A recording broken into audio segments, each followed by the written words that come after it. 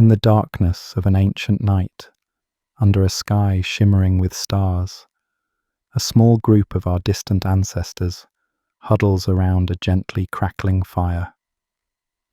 The air is cool and still. Above them, the Milky Way arches like a bridge of mist, countless points of light twinkling in the velvet black. Their tired eyes lift upward, drawn by the silent grandeur overhead. They see patterns among the stars, a hunter, a swan, a great bear, and they whisper stories to one another about the beings who placed those lights in the sky. In this primal scene, there are no words like planet or galaxy. There is just the dome of night and its mysteries.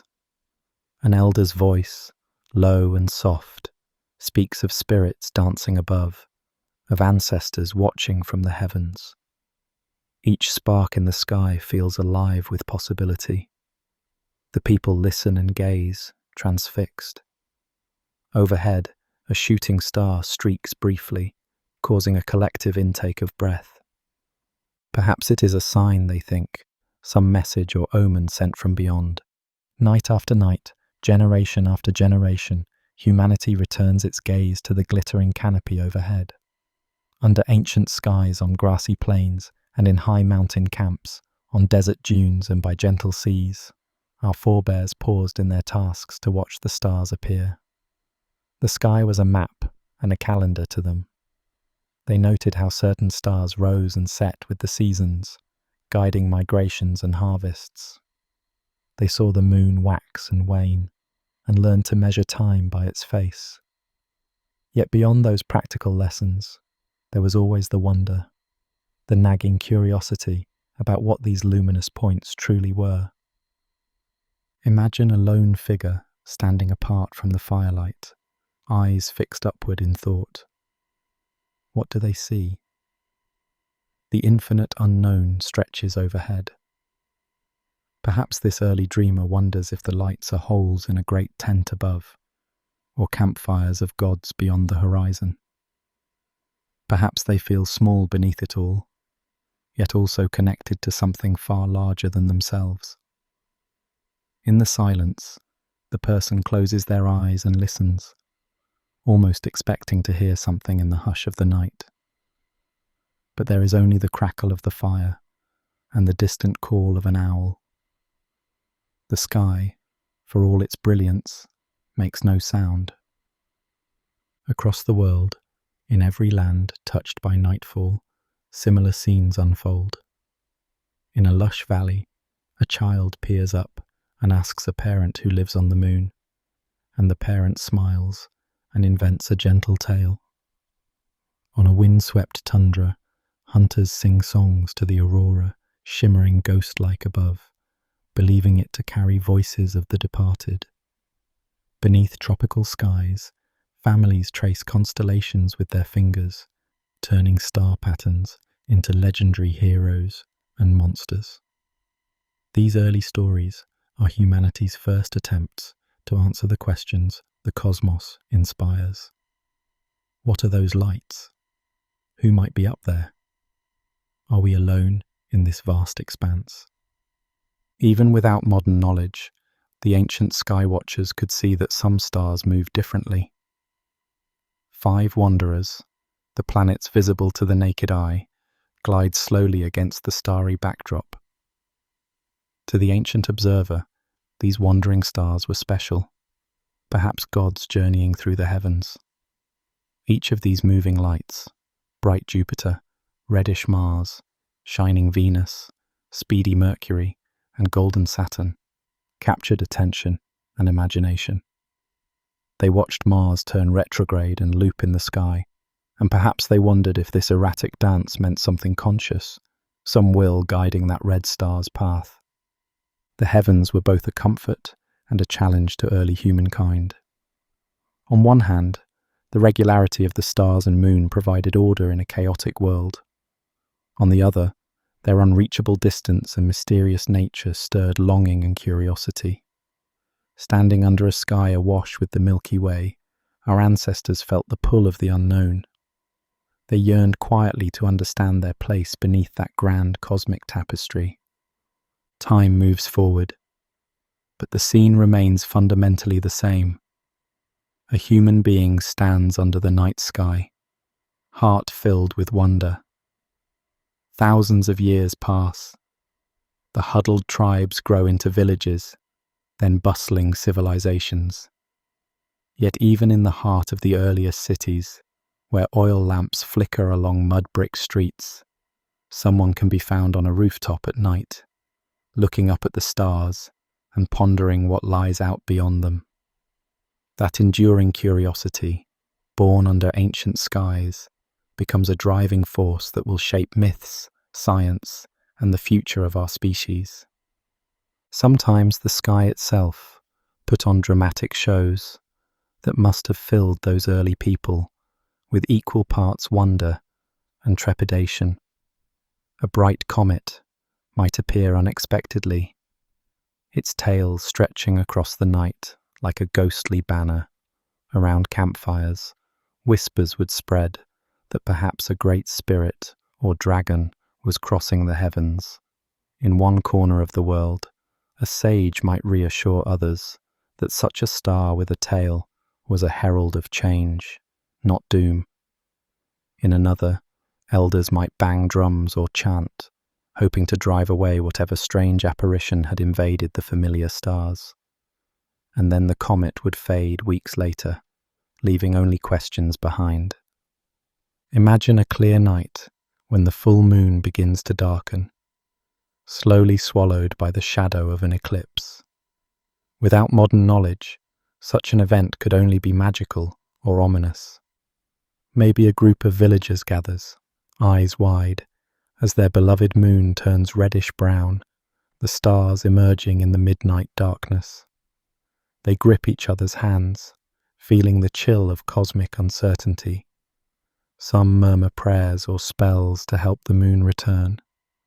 And then, gradually, the bright glow reappears, the eclipse ends, and a collective sigh of relief sweeps through the gathering. They laugh softly, feeling silly for their fear, and weave a new story to explain what they saw. Perhaps a great wolf had tried to eat the moon, and their chants drove it away, or a goddess briefly cloaked the moon to signal an important event. These stories would be told to children and grandchildren, embedding celestial events into cultural memory.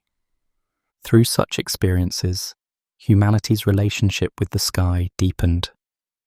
We didn't only passively observe, we engaged with the heavens emotionally and spiritually.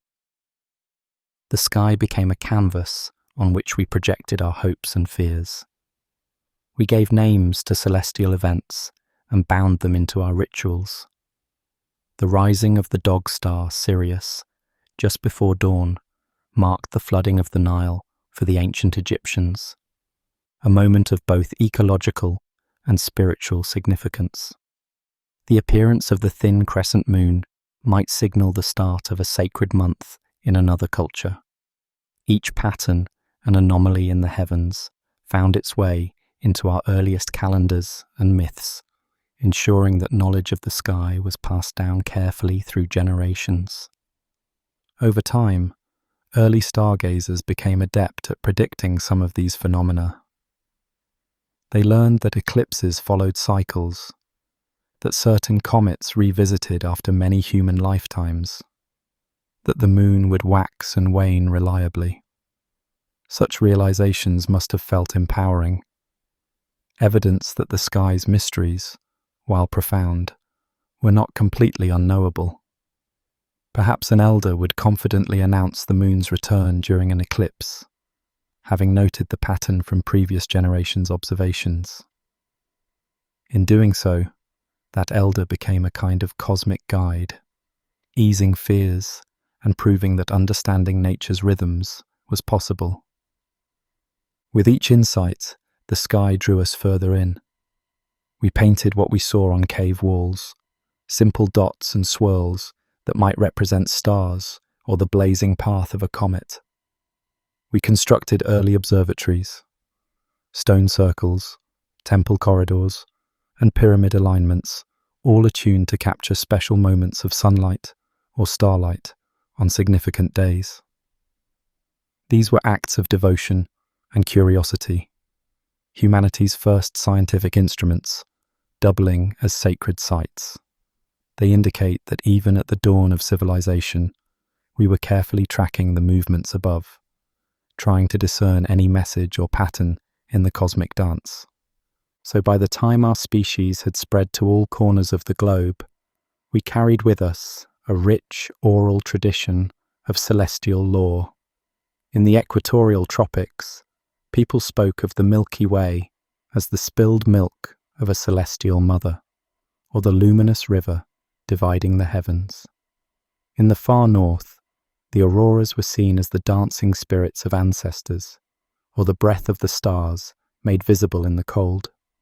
Different as these visions were, they shared a common thread, an understanding that our lives on Earth were intimately connected to the wider cosmos. We were participants in a grand story written in the stars, even if we could only read a few lines of it.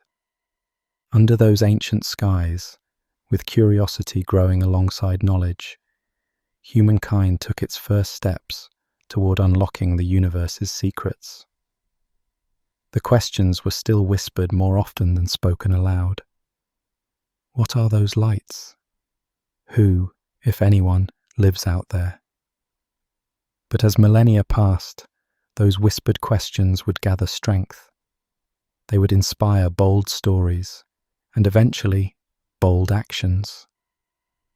The stage was being set, first in myth and soon in reality, for the profound journey to find our place among the stars.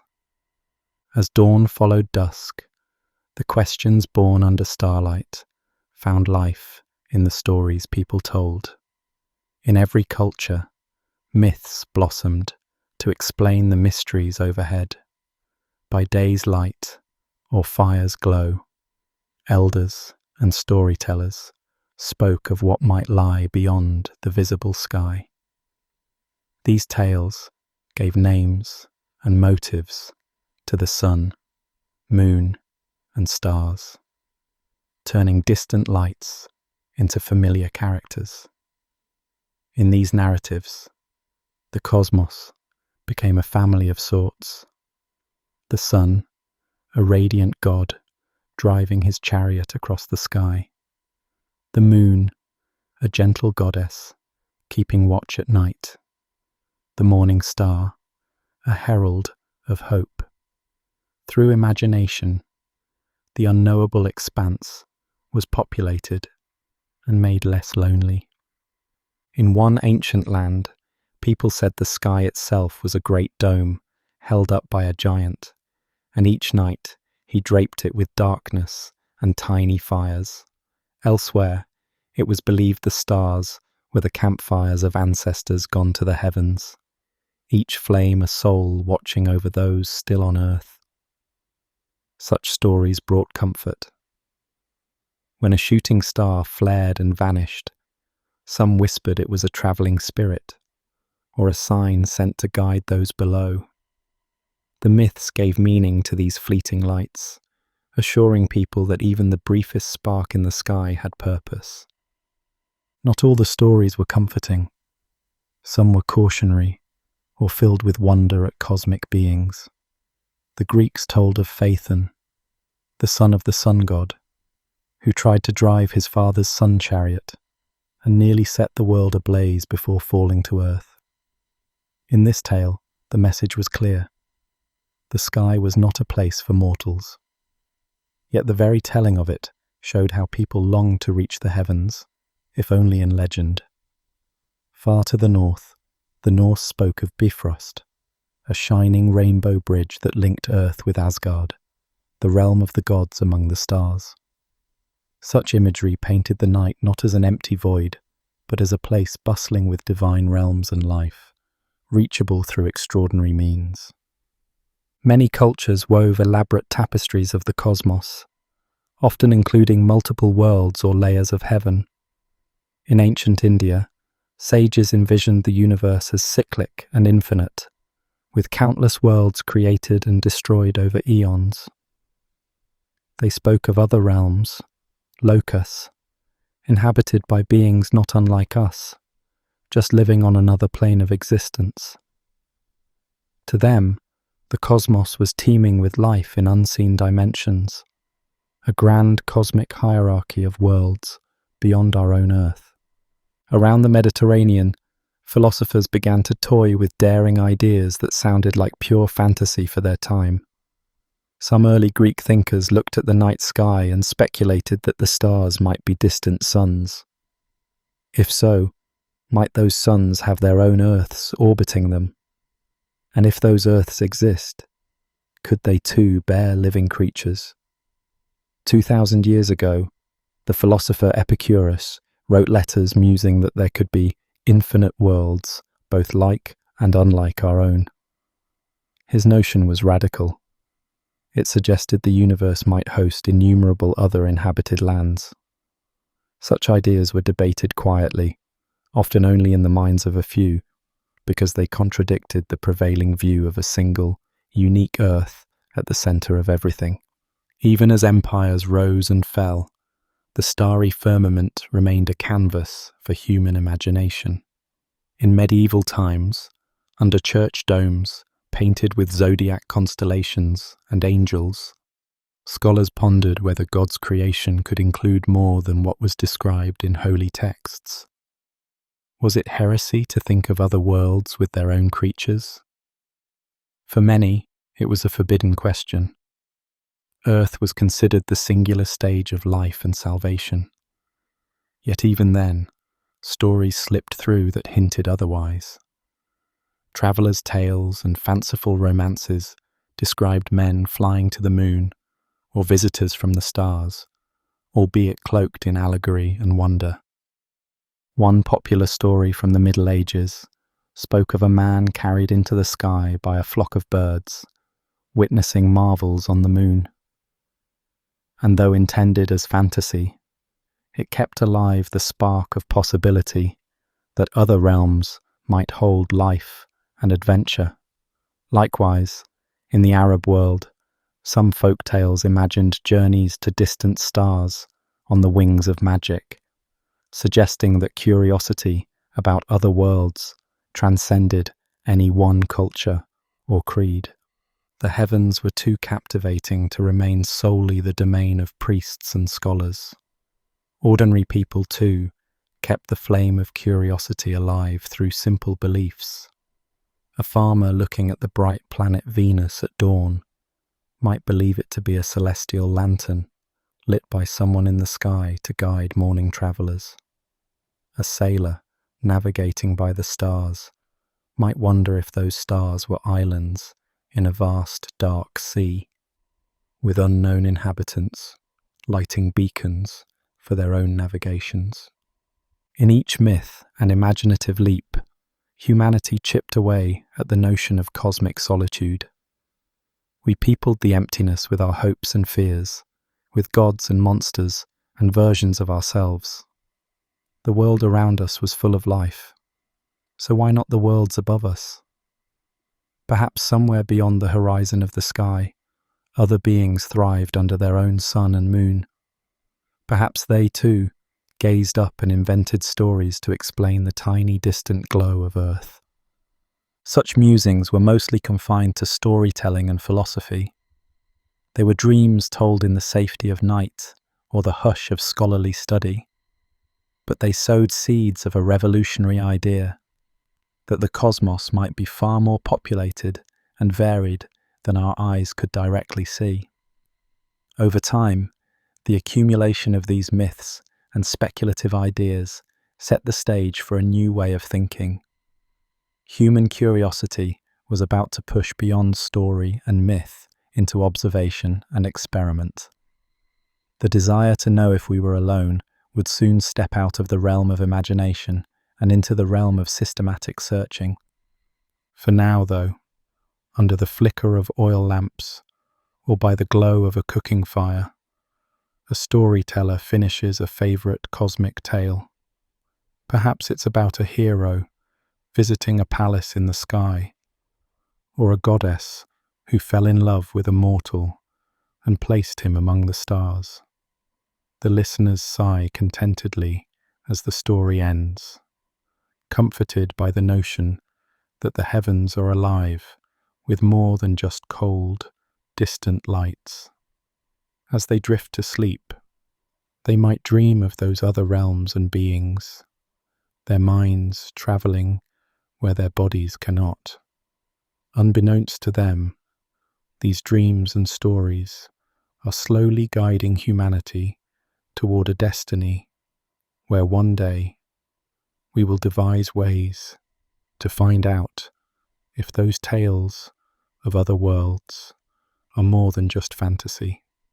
Through the ages, a few bold minds even turned fantasy into proto-science fiction, imagining journeys beyond Earth. An ancient Greek storyteller once penned a comedic adventure about sailing to the moon, where he encountered odd lunar inhabitants and other marvels. In a Chinese legend still told today, a mortal woman named Chang'e drinks an elixir of immortality and floats up to the moon, residing there as a goddess with only a jade rabbit to keep her company. Such tales highlight how deeply the idea of visiting or living in other worlds had permeated human thought. The details differed, whimsical in one story, reverent in another, but the undercurrent was the same. The heavens were not empty. They were places one might go, lands one might explore, or even call home in the imagination. Even within scholarly and religious circles, the question of other worlds quietly simmered.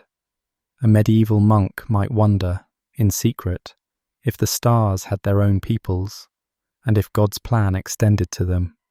Some theologians dared to ask hypothetically, if the moon were inhabited, would its denizens be under the same divine grace as humans on Earth? Such musings were risky in an era when Earth was considered the singular stage of life. Yet they show that even under intellectual restrictions, curiosity found subtle ways to persist. The notion of many worlds, once a wild philosophical fancy, refused to be entirely snuffed out. It lived on in cloistered writings and whispered debates under the very stars that inspired the thoughts. All these myths, legends, and speculative philosophies served a vital role. They kept humanity's sense of wonder alive through millennia of uncertainty. Before we had telescopes or scientific proofs, we had stories. And in those stories was an implicit hope that we might not be alone in the vast night, that somewhere out there, beyond our sight, other minds and hearts might exist.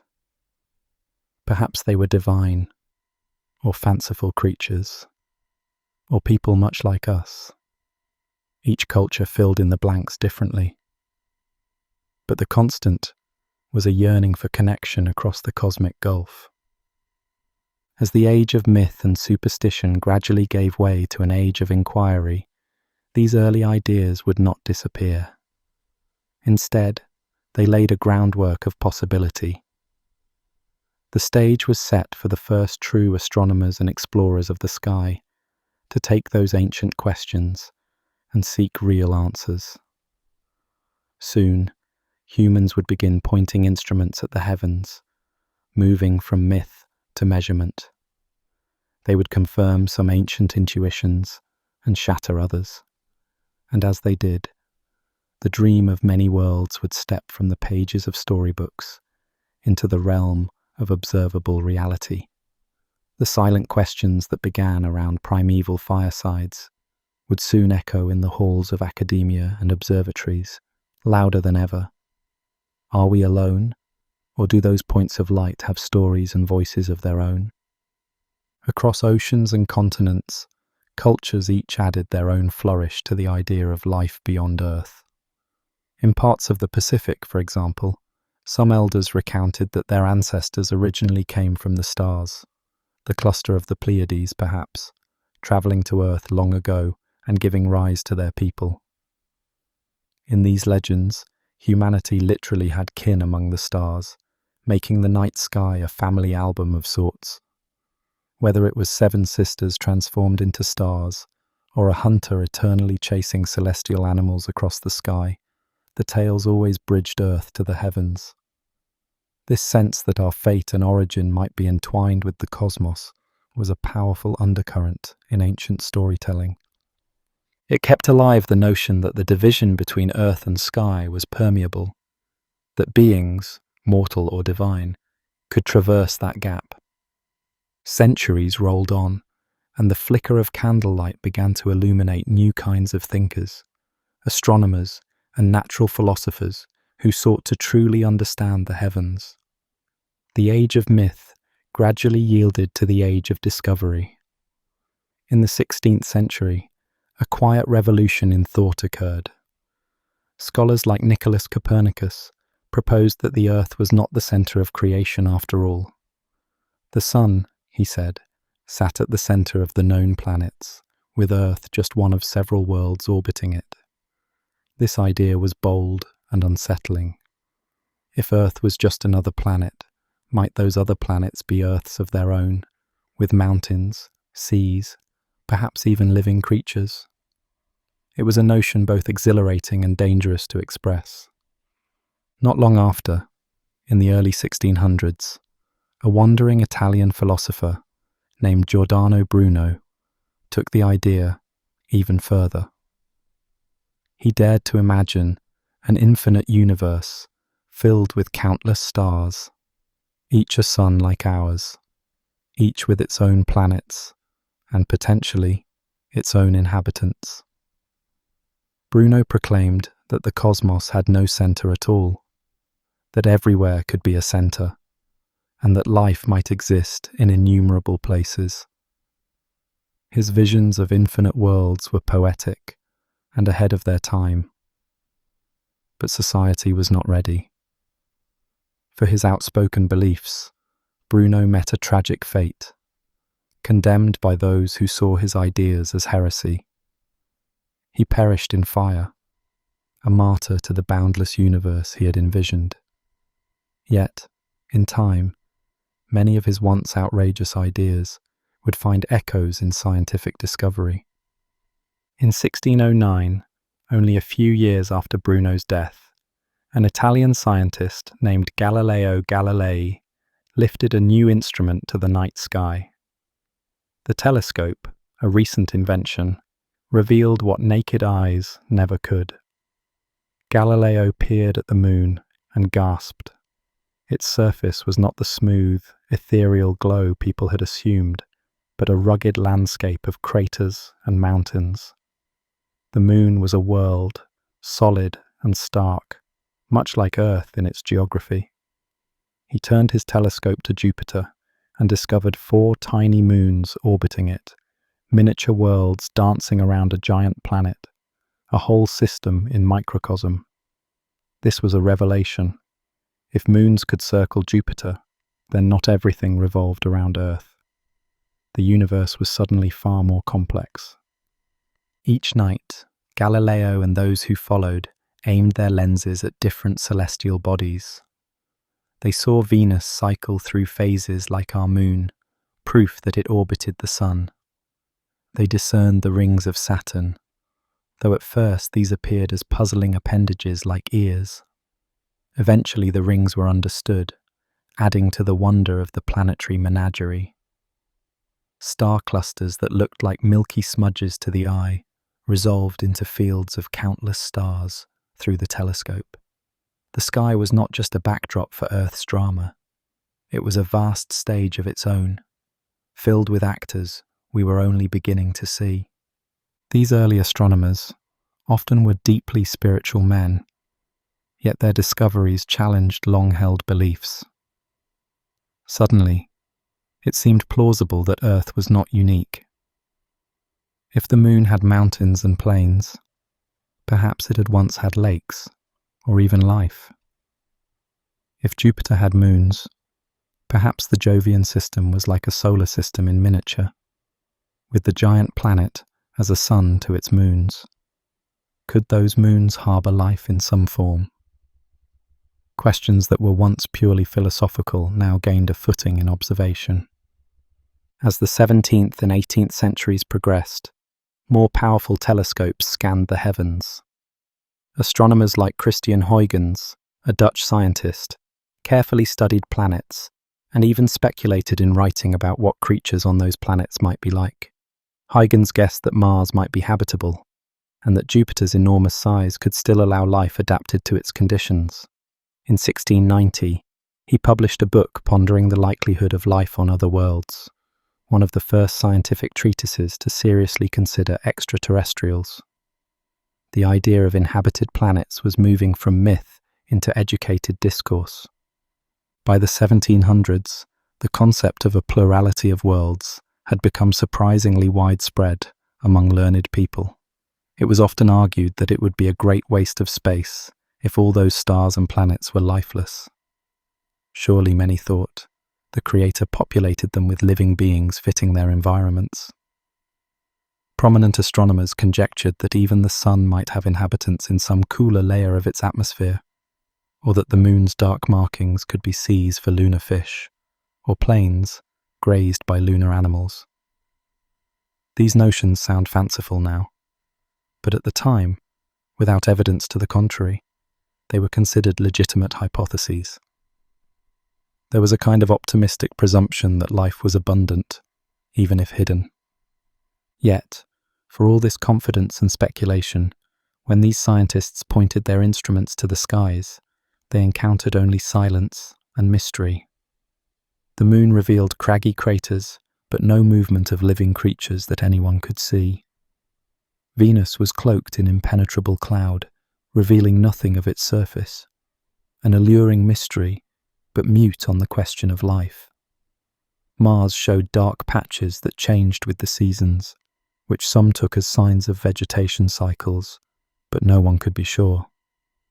It was as if nature teased at the possibility of life without confirming it. Each planet was like a locked box glimpsed from afar. Scientists saw tantalizing hints, but could not yet open the lid. Consider an astronomer in the late 18th century at his estate observatory on a crisp autumn night. Through his telescope, he observes Mars, that small red disk shimmering in the eyepiece. He sketches the faint markings he perceives, perhaps a dusky area he imagines might be a sea, a bright polar cap that looks like ice. He wonders, are there Martians looking back through their own telescopes at Earth? In the quiet of his domed observatory, with only the ticking of clockwork driving the telescope, he listens as if expecting some faint signal, some hint of another mind out there.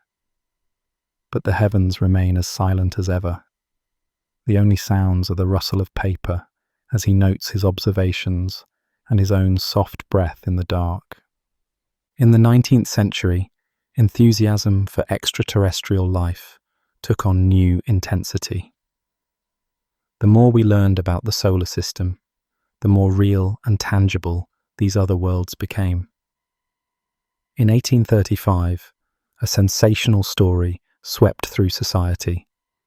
A newspaper claimed that a famous astronomer had observed wondrous life forms on the moon through an exceptionally powerful telescope. According to these reports, the lunar surface teemed with forests, blue oceans, and even winged humanoid creatures fluttering among bizarre animals. People were enthralled and delighted. It was as if centuries of dreams had finally proven true. For weeks, the public buzzed with talk of our moon neighbours. Of course, it was soon revealed to be a hoax, a piece of fiction that got out of hand. No such telescope existed, and the astronomer named had never made such claims. When the truth came out, many were crestfallen. Yet tellingly, a part of the public was willing to believe the story.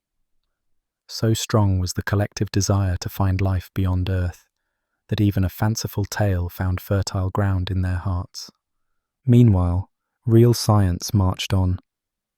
In 1846, Neptune was discovered, further expanding the known family of the Sun's planets.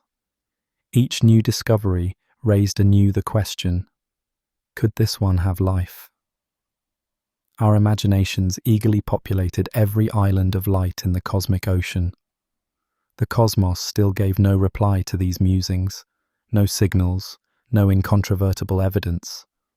But it seemed only a matter of time before something, or someone, was found. The term silent heavens became apt. With all our improving technology and fervent speculation, the sky itself offered only light and silence, no voice to answer our questions. By the late 1800s, telescopes had grown larger and sharper. Astronomers meticulously mapped Mars and the Moon, publishing detailed drawings for the public. Mars especially captured attention. Observers reported seeing linear features on the Martian surface, a network of long, straight lines that some believed were canals, possibly engineered by intelligent beings to irrigate a dying planet. Though later these lines would be recognized largely as optical illusions or misinterpretations. At the time, they electrified both scientists and the public. Here, at last, might be evidence that an alien civilization existed within our reach. Mars went from a distant point of light to a world that felt almost within touching distance, a place where an intelligent race could be actively trying to survive. Notably, some respected scientists of the era openly embraced these possibilities. William Herschel, the astronomer who discovered the planet Uranus in 1781, believed that life was ubiquitous. He speculated that even the sun could have inhabitants living under its glowing clouds, perhaps shielded from the intense heat by adaptations or divine design. He wrote about the likelihood of cities on the moon's far side or creatures under Saturn's rings. To modern ears, such ideas sound like whimsy, but in Herschel's time they were earnest conjectures. It was a period when science and imagination walked hand in hand, each stirring the other onward. Through all these advancements, one thing remained constant: the profound silence from the cosmos. No matter how long one stared at Mars, or how carefully one mapped the Moon, there was no sign of movement or message to answer the observer's hope. The planets swung through their orbits in majestic quiet. The stars twinkled, serene and indifferent. It was as if the universe were a grand, beautifully illustrated book that we had learned to read better and better. Yet nowhere in its pages did we find a direct address to us, a clear indication of another reader or writer out there. Nonetheless, this silence did not discourage curiosity. If anything, it made us listen harder. By the end of the 19th century, the question was no longer whether other worlds existed. We knew they did, as solid facts in our astronomy charts. The pressing question became, how do we find out if anyone is on those worlds? How might we bridge the gulf between stars, or even between planets, and exchange a greeting? Humanity stood on the brink of a new century, armed with knowledge and bursting with hopes fired by both science and fiction. The quiet stars had taught us much about the cosmos, but now we yearned for them to speak to us in some unmistakable way. By the turn of the 20th century, Mars had captured the human imagination more than any other world. It wasn't just a distant orb anymore. It was a neighbor that tantalized us with hints of familiarity. Tinted red deserts, polar ice caps that waxed and waned with the seasons, and the mysterious straight canals reported by some observers all suggested a world that might be alive. The possibility that an intelligent Martian society existed just one planet away set hearts and minds ablaze. If such beings were real, how could we resist the urge to reach out and say hello? Of course, traveling to Mars was beyond reach in those days. The gulf of nearly 50 million miles at closest approach might as well have been infinite. But sending a message, That seemed slightly more plausible. If we could figure out a bright enough light, or a large enough signal, perhaps Martians could see it from their world and answer back. So, long before spacecraft and radio towers, people concocted grand schemes to signal our presence to Mars or any other nearby extraterrestrials using the technology of the age, geometry and light. One early idea came from the brilliant mathematician Carl Friedrich Gauss. In the 19th century, he suggested planting a huge visual pattern on Earth's surface. Imagine a vast stretch of Siberian forest cleared into a perfect, enormous triangle, many miles on each side, illustrating the Pythagorean theorem with squares on each of the triangle's edges. This colossal diagram would be filled with dark rye and bright wheat fields, contrasting colours against the Earth. The shape would be so huge, Gauss reasoned, that any intelligent observers on the Moon or Mars, looking through a telescope, could not mistake it as a natural occurrence. It was a cosmic postcard proclaiming, "We know mathematics, we are here." In Gauss's mind, mathematical language might be universal, a way to show extraterrestrials that humans had intelligence. Another visionary, the astronomer Joseph von Littrow, proposed digging giant trenches in the Sahara Desert to form geometric shapes, circles or lines, then filling them with oil and setting them ablaze at night. The blazing patterns would span miles, essentially turning the dark desert into a colossal flaming signal lamp. If Martians were peering our way, they would behold a controlled fire drawing unmistakably artificial outlines, a beacon calling out across the void. It was an audacious plan, equal parts poetic and impractical, reflecting the optimism of an era willing to attempt anything to make contact with unknown friends in the sky.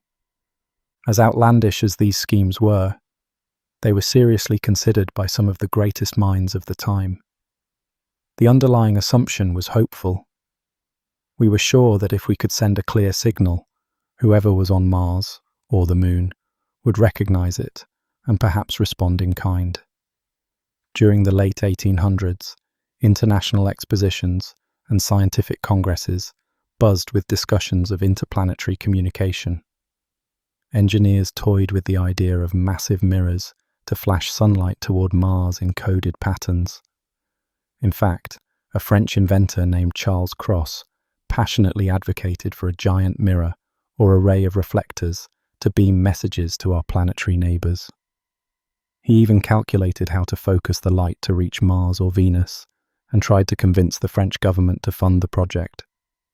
Though his pleas went unanswered, they show how earnest and widespread this dream had become. The public was equally entranced by the idea of speaking with Martians. Many newspapers and magazines speculated on what Martians might be like and how we might chat with them. One wealthy French woman's will established a hefty prize of 100,000 francs for the first person who could successfully communicate with an extraterrestrial civilization.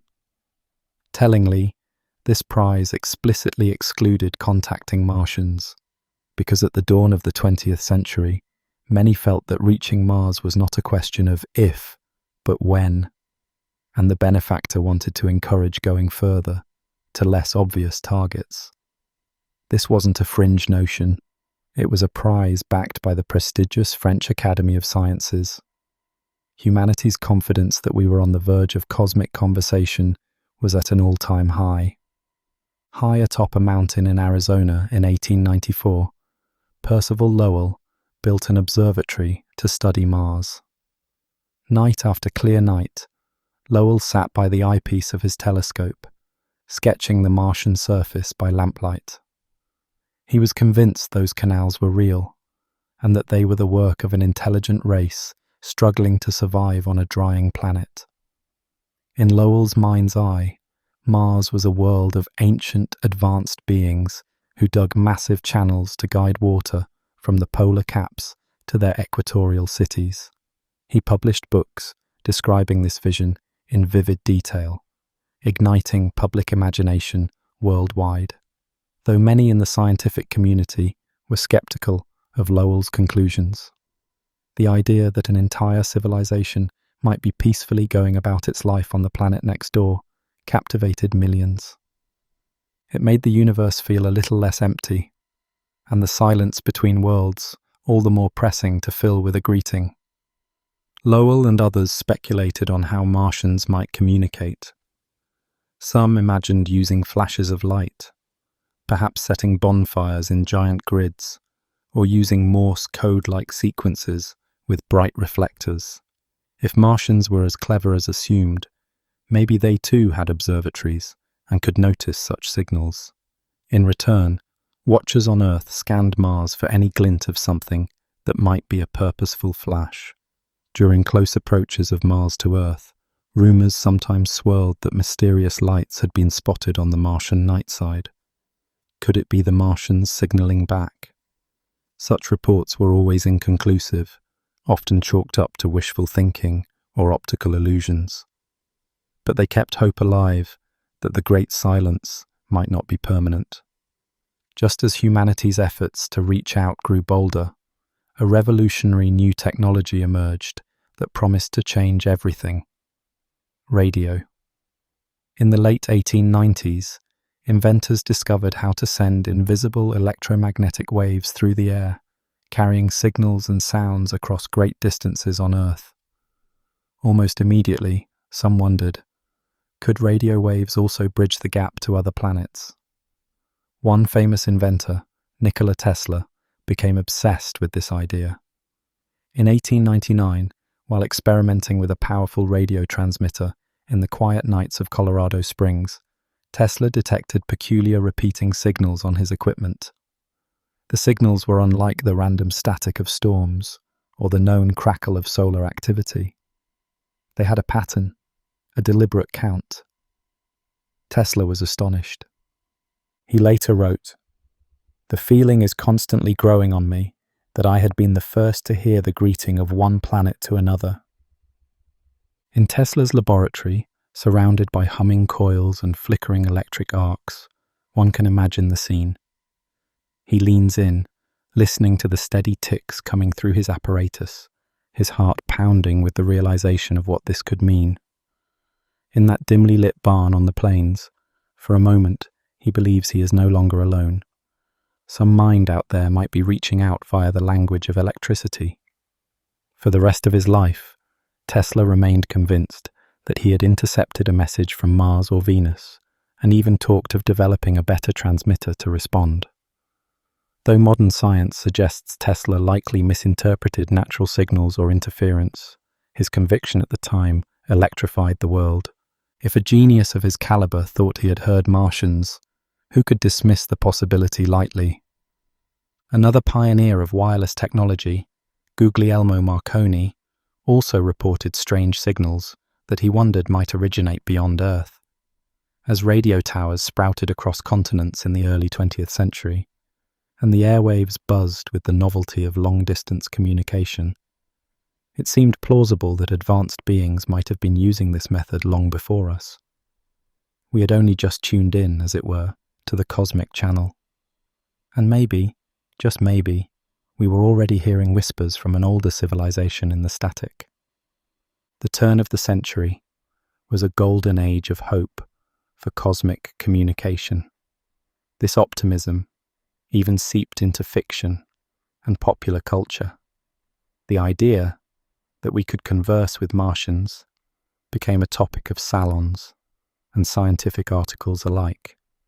In 1898, H.G. Wells's novel, The War of the Worlds, imagined Martians not as benevolent canal builders, but as desperate invaders eyeing Earth.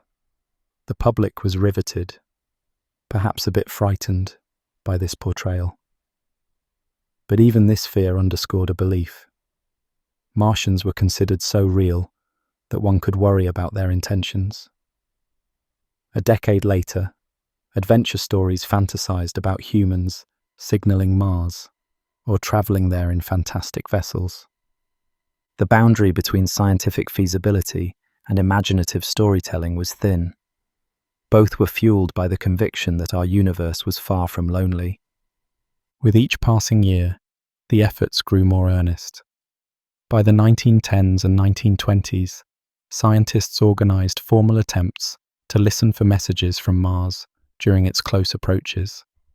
In 1924, when Mars drew particularly near to Earth, an unprecedented experiment was arranged. For a set period each night, radio transmitters around the world fell silent, while a dedicated receiver listened for any sign of a Martian signal. Around the globe, radios hushed in unison, humanity collectively holding its breath, ears pressed against the night. At a Washington, D.C. Naval Observatory, researchers recorded any unusual radio noises on sensitive equipment, hoping to detect a stray pulse or pattern that might be a hello from our planetary neighbors. Those nights of listening were filled with anticipation. One can picture the scientists in their headphones, straining to discern something meaningful in the faint static from the stars. For moments, faint signals did register, unexplained clicks and fades, prompting flutters of excitement. Could that be Morse code from Mars? Was it a glitch, or something truly alien? Ultimately, no clear message was confirmed. The mysterious signals defied interpretation, and most likely they were the natural murmurs of the ionosphere or distant storms. When Mars receded again into the depths of space, it left us with no firm answer. The heavens remained, as ever, quiet, or at least not loud enough for us to comprehend. Yet, even in that apparent failure, there was a profound sense of unity and purpose. For the first time in history, humanity had attempted to communicate, not across continents, but across planets. We had acted as one, guided by a shared hope that somewhere in the silent dark, another voice might be speaking. The fact that we tried at all was a triumph of the human spirit. It would not be the last attempt, not by far. We were entering a new era of technology and exploration. The dream of conversing with Mars and beyond was evolving from Victorian fanciful schemes into a rigorous scientific quest. Those early dreams of calling the cosmos had encountered only silence so far, but the tools at our disposal were becoming more powerful each decade. The simple geometric signals and mirror flashes gave way to the crackle of radio waves. And soon, radio would give way to even more advanced ears and voices aimed at the stars. The failure to hear back from Mars in 1924 did not diminish the desire. It only spurred researchers to build better instruments and listen more carefully. After all, the cosmos is vast and ancient. Perhaps the first hello just hadn't been heard yet, or perhaps our own shout had not reached the right ears. In the meantime, Earth's inventive species kept refining its methods, determined that one day, somehow, we would no longer be greeted by cosmic silence, but by a voice from the darkness answering our own. In those years, fascination with Mars reached beyond the scientific community into everyday life. Public talks about Martians drew eager crowds. Many people sincerely believed that a breakthrough in communication was imminent. Entrepreneurs sold Martian signal lamps. Gimmick devices claimed to flash coded messages to the red planet, though they were little more than powerful lanterns. Families would gather on clear nights for Mars-gazing picnics, pointing small telescopes or binoculars upward, hoping for a glimpse of the enigmatic canals, or even a twinkle of Martian city lights. It was a time when the line between science fact and science fiction blurred. Newspapers published speculative articles about Martian society, and children's adventure books imagined friendly Martian visits. The cosmos had become a topic of parlor conversation and imaginative play, not just academic study. Of course, Not everyone was convinced we should be trying to chat with extraterrestrials. A few cautious voices suggested that perhaps a civilization advanced enough to contact us might also be powerful enough to pose a risk, or simply that humanity might not be ready for such cosmic revelations. Let well enough alone, one editorial warned, arguing it might be wiser to discover our cosmic neighbours slowly, rather than have knowledge thrust upon us by superior intelligences. But these prudential warnings were drowned out by the larger current of excitement. The spirit of the age was in favour of reaching outward, confident that knowledge was preferable to ignorance, and that any beings capable of contact would likely be friendly or at least willing to talk. By the end of the 1920s, it was becoming clear through better telescopes, and later, the first spacecraft flybys, that Mars was more hostile and quiet than the hopeful had imagined. The canals had been optical illusions, and no signs of lush Martian civilization had emerged. Interest in direct communication with Mars began to wane as reality tempered our fantasies. Yet this did not dampen the broader dream of finding company in the universe. In fact, those early efforts with Mars served as a springboard, inspiring scientists to think bigger. If not Mars, where else might life exist? And if visual signals and low-tech methods fell short, how else could we bridge interplanetary or even interstellar distances?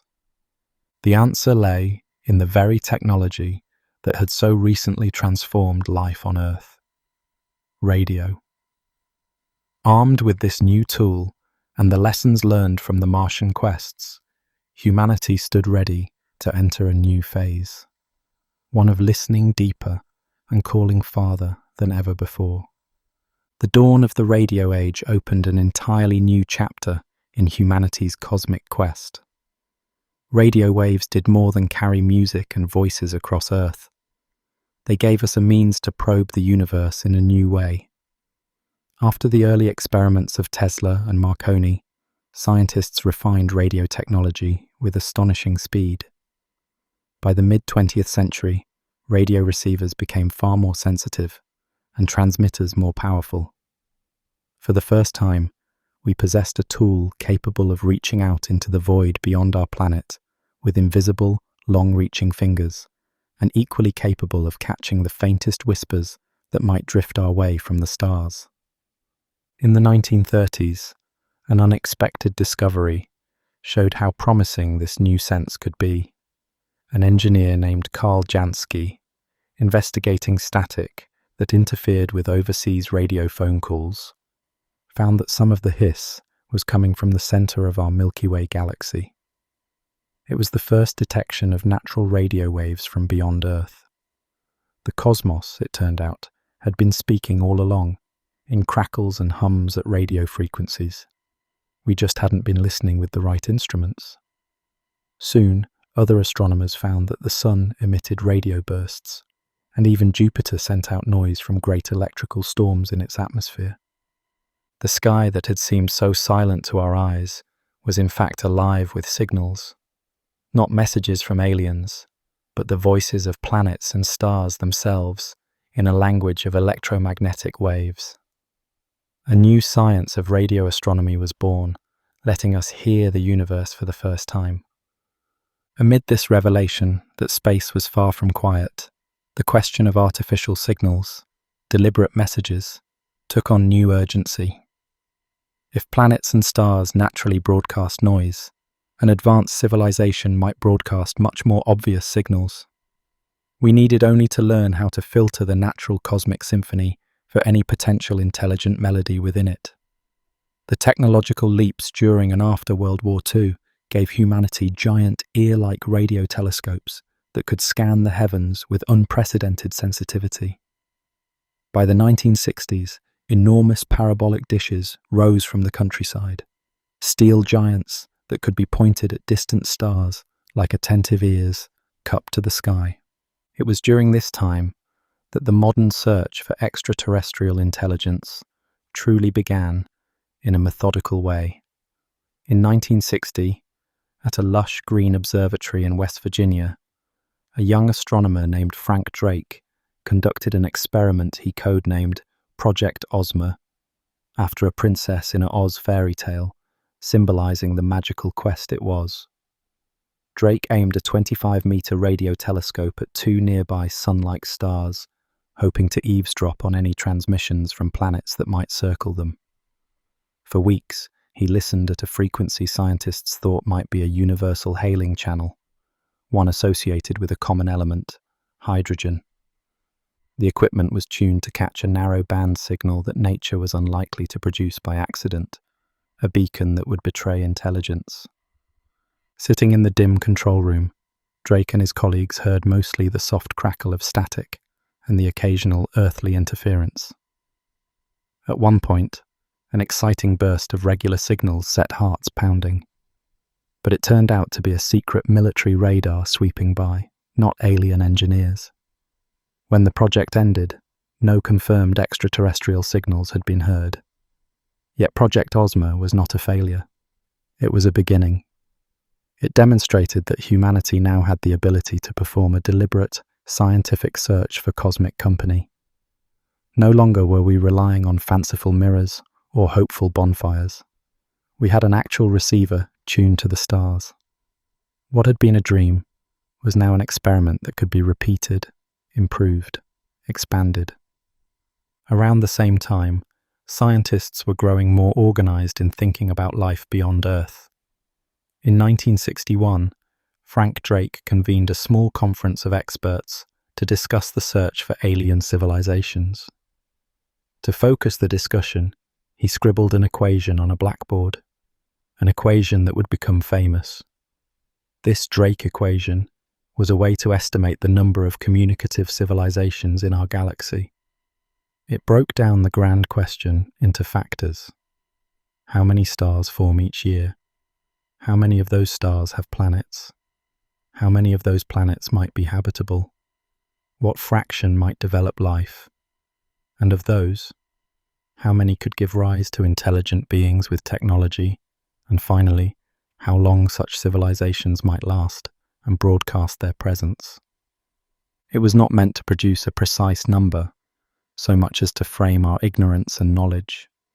Depending on what values one assumed, the equation could suggest a galaxy teeming with voices or hauntingly quiet. But the very act of creating it signaled that the quest for extraterrestrial life had moved firmly into the realm of science, a topic of equations and debates at chalkboards, not just speculation over campfires. The search was gaining a rigor and respectability that earlier dreamers like Lowell or Tesla could only imagine.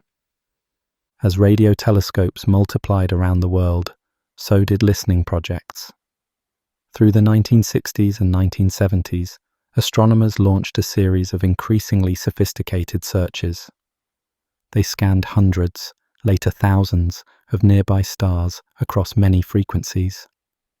Each improvement in computing allowed them to sift through more of the radio spectrum for patterns that might signify an intentional broadcast. Still, the vast cosmic stage remained quiet to our instruments. Now and then, an intriguing blip would appear, something that for a moment looked structured, giving a surge of hope. But further analysis would reveal a quasar's hum or the rhythmic pulse of a pulsar. Those were another astonishing discovery. Rapidly spinning neutron stars that beam radio signals like lighthouses. Initially, one was even nicknamed LGM-1 for Little Green Men 1 in half-jest, until its natural origin became clear. Each false alarm was a reminder that nature has many voices, and we had to be careful not to mistake an astrophysical phenomenon for an alien greeting. Although no confirmed message from an extraterrestrial civilization was heard, humanity did not just listen. We began to speak as well, in our own tentative ways. In 1972, when NASA sent the Pioneer 10 probe swinging past Jupiter and onward out of the solar system, they attached a small metal plaque to its side. On it were engraved pictorial messages, a man and woman drawn in outline, a map of our solar system, and a schematic showing our location in the galaxy. The idea was to provide any finder, even millions of years in the future, some information about who made this spacecraft and where it came from. It was a cosmic message in a bottle, cast into the galactic sea. A few years later, the twin Voyager spacecraft carried a more elaborate greeting, the famous golden records. These phonograph records, encased in protective covers, held within them a compendium of Earth's sights and sounds, music from different cultures, the laughter of a child, greetings in dozens of languages, whale songs, a mother's kiss, the brainwaves of a young woman in love. The Voyager. Golden records were an optimistic anthology of Earth, hurled into the stars. Even if no one ever finds them, the act of sending them felt significant. A gentle declaration that we exist, and we hope someone out there might someday share in our story. Earth also tried direct radio hellos. On a November day in 1974, scientists at the Arecibo Observatory in Puerto Rico beamed a powerful, focused radio message toward a distant cluster of stars called M13, some 25,000 light-years away.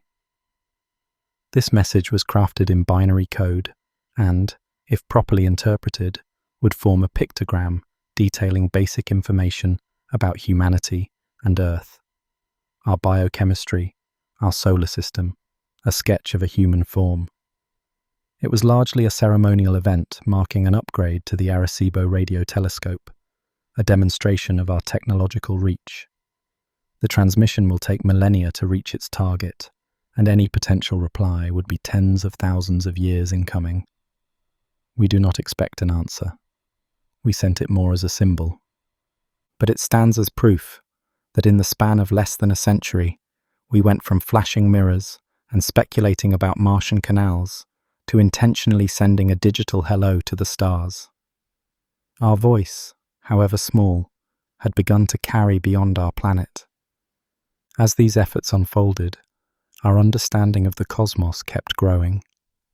In the late 20th century, we finally confirmed the existence of planets orbiting other stars. Exoplanets in the hundreds, and then thousands, some potentially Earth-like. This discovery was monumental. It told us that planets are exceedingly common. The chances for life somewhere out there suddenly seemed higher, or at least the playing field much larger. We realized that our solar system is just one among countless others. If each sun is a star, and many stars have planets, the opportunities for life to arise multiply across the galaxy's vast expanse. Encouraged by this, the search for signals expanded further, using not just radio, but also looking for flashes of laser light or other signs of technology far away. The strategies diversified, but at their core, they all held on to the same hope, ignited under ancient skies. The hope of finding that we are not alone. Decades passed, and while a definitive cosmic conversation still eluded us, there were moments of wonder that kept investigators pressing on. In August 1977, a strange, strong signal was received by a radio telescope at Ohio State University. It was a sudden burst at a frequency near that special hydrogen line, lasting just a minute. It was so remarkable that the astronomer on duty scribbled "Wow" next to the printout, giving this mystery signal its name, the WOW signal. For a brief moment, it looked exactly like what scientists expected an alien transmission might look like. It was narrowband, not obviously from any known astronomical source, and it appeared and vanished, never to be heard again. Could it have been an extraterrestrial beacon that just happened to sweep past Earth's ear for that 1 minute? Or was it an odd alignment of natural sources? Or perhaps something mundane like a signal from an Earth satellite that slipped by unnoticed? To this day, no one can say for sure. The WOW signal remains an enticing mystery, teasing the possibility that the silence might have had a momentary interruption after all. Even as our strategies refined, the great silence we encountered gave us pause to reflect. Some began to ponder profound questions about why we hadn't heard anything definitive yet. In a galaxy that we now knew held so many stars and planets, what could it mean that we still had no proof of others like ourselves? This conundrum, sometimes whispered about in observatories after long nights of listening, could be unsettling. Perhaps intelligent life was exceedingly rare, or maybe civilizations were fragile and short-lived, blinking out before they could reach out. Or could it be that they were out there but choosing to remain quiet, listening just as we were, like wary strangers in a dark forest? The silence itself became an enigmatic part of the story, a puzzle to be contemplated alongside the search. Yet rather than deter us, this mystery only deepened our determination to keep searching, and to keep an open mind about what forms a cosmic answer might take. Imagine now a modern scene. A cluster of enormous radio dishes spread across a high desert plain, all synchronized and staring up at the same distant star system where an Earth-like planet has been discovered. The Milky Way glistens overhead, a river of stars across the sky, as these metal giants pivot slowly in unison. In a nearby control room, a handful of scientists and engineers speak in hushed tones, their faces gently lit by computer screens scrolling endless data. Outside, it's midnight quiet.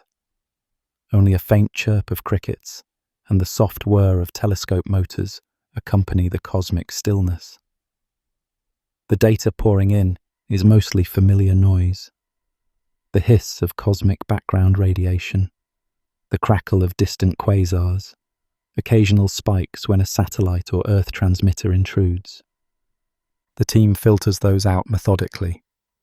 They sip warm drinks, keep each other company through the long vigil, and maintain a calm optimism. Any moment, perhaps, a sequence of numbers or a faint tone might break the pattern, something that stands out as unmistakably artificial, a hello from another mind. Hours pass, and nothing extraordinary appears. The telescopes continue their slow dance across the sky, following their target star as Earth rotates.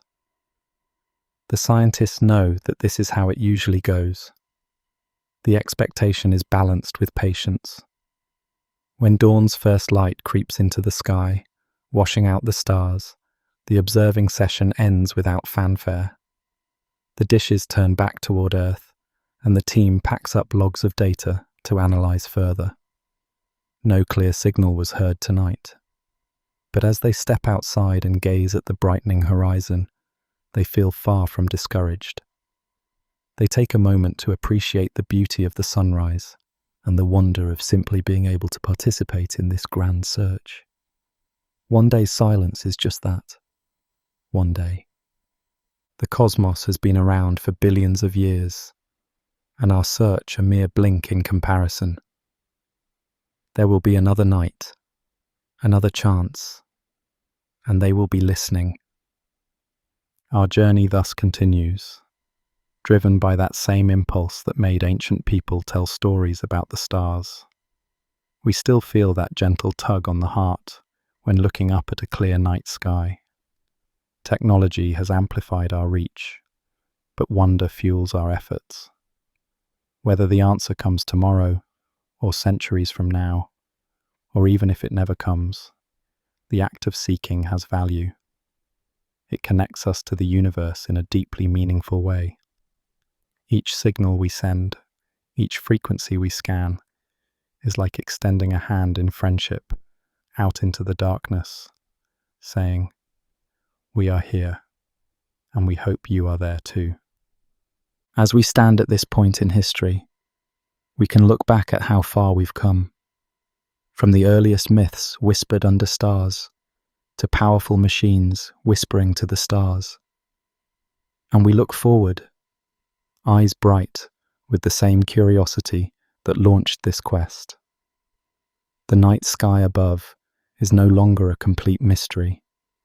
We know the names and natures of many of its lights, yet it still holds its greatest secret close.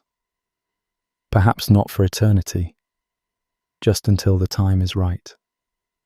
Until then, we remain both the children around the campfire and the scientists at the telescope, captivated by the cosmos and longing to hear it speak. In this calm anticipation, we leave the story for now. The search goes on, quietly and resolutely. Each day brings new possibilities, new planets found, new technologies developed, and new thinkers inspired to join the quest. One peaceful night, perhaps when our signal has travelled far enough, or our instruments have grown sensitive enough, we may find an answer echoing back.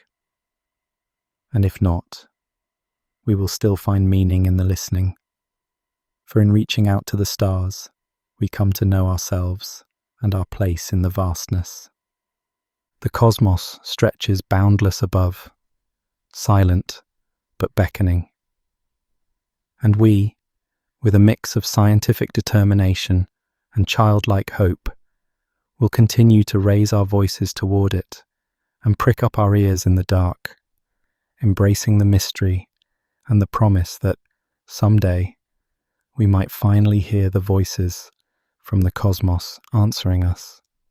For the public and for many scientists, wow became a touchstone of the cosmic unknown.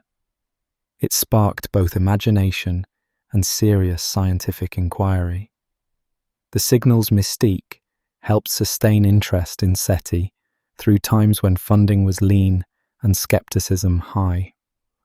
If nothing else, the wow signal taught us that something extraordinary might appear when we least expect it, and that we must be ready to recognize it. As the 1970s turned into the 1980s and beyond, researchers did not forget the wow signal.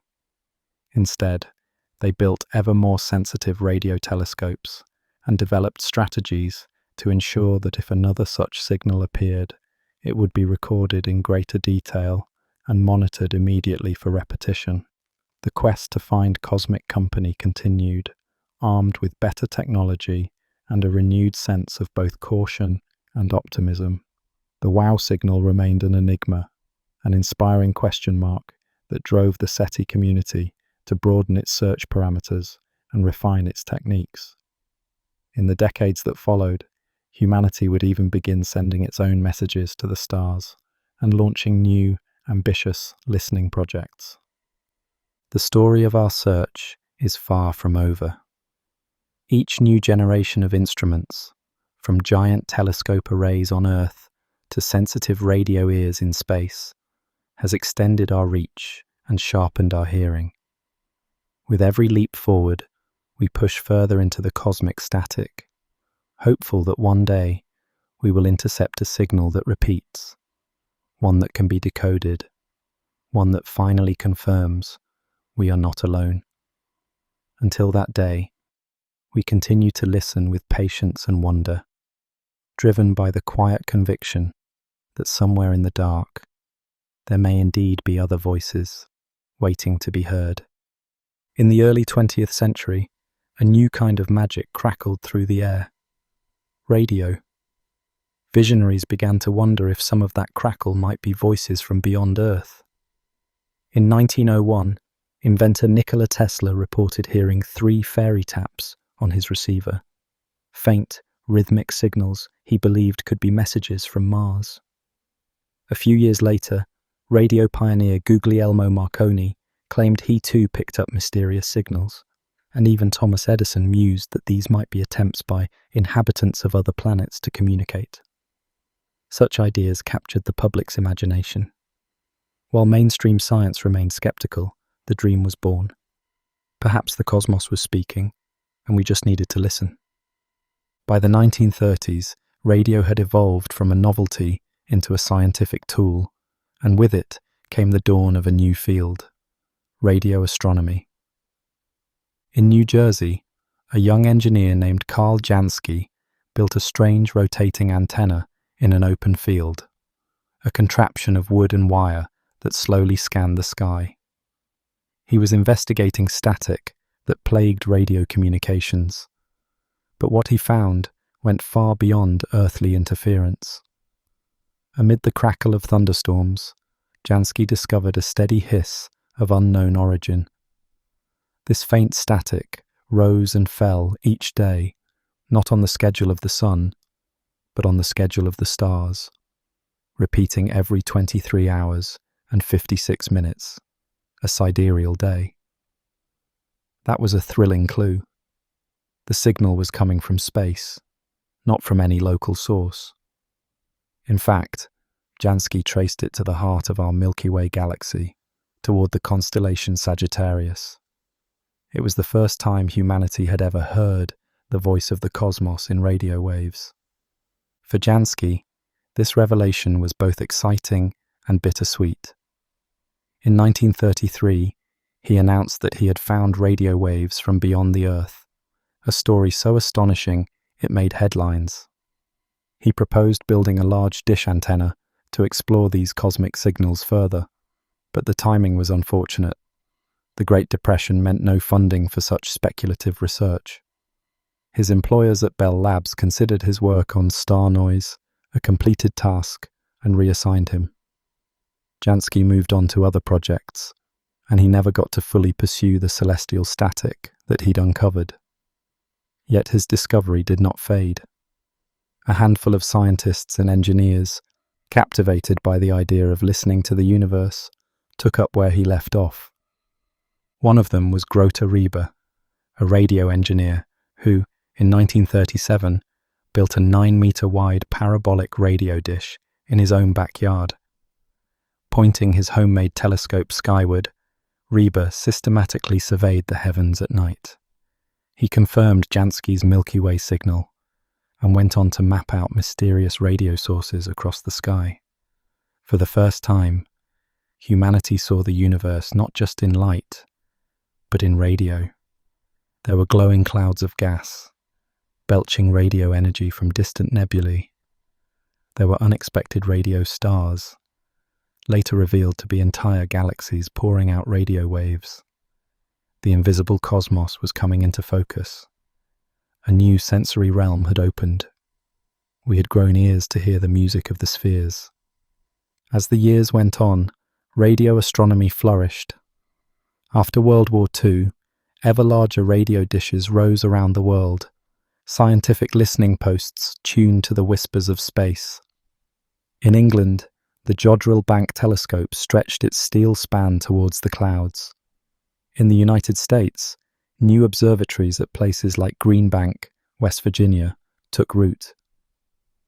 By the 1950s, astronomers had detected the hiss of the sun itself and the crackling of Jupiter's magnetosphere. They had found distant quasars, quasi-stellar radio objects, and even the faint afterglow of the Big Bang echoing across the sky. The universe was alive with radio noise, rich with natural transmitters. If intelligent signals were out there, hiding in all that cosmic static, we now had the technology to search for them. And so, by the late 1950s, the stage was set. Humanity had a new ear, pressed to the darkness of space. We could hear the crackle and whisper of stars and galaxies. The question remained: what if someone, somewhere, was deliberately sending a message? Would we recognize it in all this cosmic noise? With our radio telescopes humming and the sky alive with signals, a few bold thinkers decided it was time to find out. Humanity was ready to listen for voices from the cosmos. In April 1960, at the National Radio Astronomy Observatory in Green Bank, West Virginia, a quiet experiment began that would make history. A radio telescope, 85 feet across, swiveled to aim at a pair of nearby stars. At the controls, 29-year-old Frank Drake guided the dish as it listened for a signal that might change the world. He called this effort Project Ozma, after a princess from the land of Oz, a nod to the idea of fantastical communication across great distances. Drake's goal was straightforward yet audacious: to eavesdrop on any radio transmissions from intelligent beings circling another star. Drake selected two target stars, Epsilon Eridani and Tau Ceti, both about 11 light-years from Earth. These stars are similar to our Sun, and in 1960, they were considered among the best candidates for harboring planets with life. If there were alien civilizations relatively close by, perhaps they might be found there.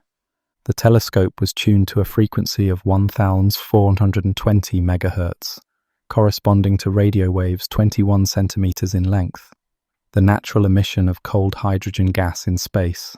Scientists like R.G. Drake and his colleagues reasoned that this frequency would be a universal hailing channel. Any intelligent society, knowing hydrogen's importance, might use the 21 centimeters line as a beacon for interstellar communication. In essence, it was a frequency both humans and extraterrestrials would have in common, a cosmic meeting place on the dial. Over the next 4 months, Drake patiently monitored the two stars for about 150 hours in total. To avoid being fooled by earthly interference, he used a clever technique. The telescope would rapidly switch between the target star and a nearby empty patch of sky. This way, any persistent signal coming from the star's direction could be distinguished from local noise. The data poured in and were recorded on magnetic tape for later analysis. Most of the time, the tape showed only the familiar hiss of background cosmic static. But on one occasion, a signal spiked, something seemingly artificial. For a moment, excitement electrified the small control room. Could this be the long-awaited hello from another world? Drake investigated the source and soon found a more mundane explanation. The signal was a stray transmission from a high-flying aircraft passing overhead. The alien call was a false alarm. When the summer of 1960 ended, Project Ozma had heard nothing but silence from Tau Ceti and Epsilon Eridani. There were no interstellar messages, no signs of alien technology, only the quiet rustling of the Milky Way. In one sense, the experiment was a modest one. Just two stars, a single frequency band, a few months of listening. It wasn't too surprising that no signals were detected. But in a larger sense, Project Ozma was revolutionary. It was the first organized search for intelligent life beyond Earth, the moment when listening to the cosmos became a legitimate scientific endeavor. Drake's solitary vigil with the radio telescope marked the birth of SETI, the search for extraterrestrial intelligence, as a discipline. The world took note. Newspapers and magazines told the story of the lone radio dish scanning the skies, describing it as humanity's first attempt to tune in to alien voices. While no contact was made, Project Ozma ignited imaginations and attracted other scientists to the idea that perhaps, if we kept listening, we might one day succeed. It also raised profound questions. If the universe was full of stars, and presumably planets, and if even our closest stellar neighbors were silent, what did that mean? Was it simply a matter of not looking long enough? Or could it be that intelligent life is exceedingly rare? In fact, even before Drake's experiment, a famous question had been posed by physicist Enrico Fermi. Where is everybody? The so-called Fermi paradox, the puzzle of why we see no evidence of aliens despite the vastness of the cosmos, now loomed larger than ever. As Drake and his colleagues planned the next steps in the search, they realized they had to confront this paradox head-on, and they needed new tools to grapple with the uncertainty. 10 years before Project Ozma, a simple, haunting question had been raised that now weighed on the minds of astronomers. In 1950, during a casual lunchtime chat among physicists at Los Alamos National Laboratory, the Nobel laureate Enrico Fermi blurted out, "Where is everybody?" At the table were Edward Teller, Emil Konopinski, and Herbert York, all top minds of the atomic age, and Fermi's offhand question caused them to burst into laughter. They immediately understood he was talking about alien life. Under the jovial reaction lay a profound concern. In a universe teeming with billions of stars, many far older than our sun, why have we never seen any sign of extraterrestrials? If intelligent life is common, Fermi reasoned, someone should have visited us by now, or at least left evidence we could detect. The fact that no clear evidence had surfaced struck Fermi as an unsettling paradox. Fermi's paradox highlights a cosmic contradiction. There are countless stars in our galaxy, and a fair fraction of them likely host planets, some potentially hospitable to life. Life, given enough time, could evolve intelligence and technology. Some civilizations might even develop interstellar travel. In theory, even if only a handful of civilizations arose in our galaxy, they could spread out or send probes over millions of years, a blink of an eye on galactic timescales. By that logic, Earth should have been visited, or at least should be picking up distant whispers from other societies. Yet as far as we can tell, the skies remain silent, and we seem to be alone. This silence is what Fermi pointed out so succinctly. Over the years, scientists have brainstormed many possible answers to "where is everybody?" Perhaps intelligent life is extremely rare. Perhaps civilizations tend to destroy themselves or die out before they can reach beyond their own world. Maybe they're out there but choosing not to communicate, deliberately keeping Earth in the dark, the so-called zoo hypothesis. Or it could be we're not listening in the right way, and their signals are passing us by. No one knows the answer, and that uncertainty was both unsettling and motivating. To scientists in the early 1960s, Fermi's paradox was a reminder that finding intelligent life might be very hard, or that something about our assumptions was fundamentally wrong.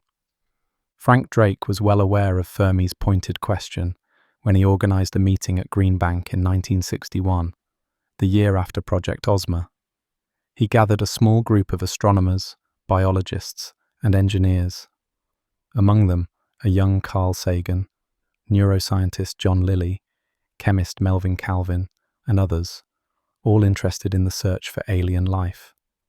This informal conference was the first of its kind to discuss how humanity should systematically seek extraterrestrial civilizations. As Drake prepared an agenda, he found himself scribbling an equation on a chalkboard.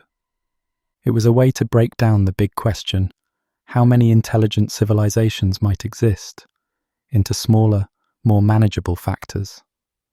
Later known as the Drake equation, it would become a famous framework in astrobiology. Drake wrote, "N, the number of detectable civilizations, is the product of several factors. It includes the rate of star formation in our galaxy, the fraction of those stars with planets, the number of planets that could potentially support life per star, the fraction of those planets where life actually arises, the fraction of those where intelligent life evolves, the fraction of intelligent species that develop technology, releasing detectable signals, and finally, the average length of time such civilizations release signals into space. Multiply all these together, and you get N." The Drake equation was not meant to be solved with a precise answer. Rather, it was a way to organize our ignorance and spark conversation. By plugging in educated guesses for each factor, one could estimate how many civilizations might share the galaxy with us. If you were optimistic, say, assuming life and intelligence spring up easily and civilizations endure for a long time, you might get a large number, perhaps tens of thousands of civilizations out there. If you were pessimistic, perhaps life is exceedingly rare, or technological societies self-destruct quickly, the number might come out to be nearly zero, with humanity as a solitary spark in the dark. The usefulness of Drake's formula was that it transformed a grand mystery into a set of smaller questions that scientists could attempt to answer one by one. It drew attention to concrete research areas. How common are planets? How often might life begin? How long do civilizations last? Drake's meeting at Green Bank, where this equation took center stage, fostered a new sense of purpose among the attendees. In a playful touch, the participants whimsically dubbed themselves the Order of the Dolphin, inspired by John Lilly's work on communicating with dolphins, an earthly parallel to the challenge of conversing with aliens. It was a fitting nickname.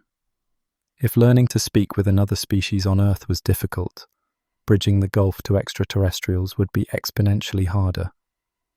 Yet, buoyed by the Drake equation's suggestion that many civilizations could exist, and mindful of Fermi's paradox, the scientists pressed on. They knew the task would not be easy. Still, the silence so far only meant they had to listen harder, better, and in new ways. The 1960s rolled forward, with humanity's ears turned skyward, hopeful and curious. Little did they know that one of the first truly strange signals to be heard would come not from aliens at all, but from an unexpected natural phenomenon. In 1967, a young radio astronomer in England detected a series of pulses, unlike anything observed before. The signals were so regular and peculiar that, half in jest, she labelled their source LGM1, short for Little Green Men 1. It seemed, for a brief moment, that Fermi's paradox might be answered by a small, blinking beacon from across the cosmos. The truth, however, turned out to be something else entirely, leading to one of the most thrilling discoveries in modern astronomy.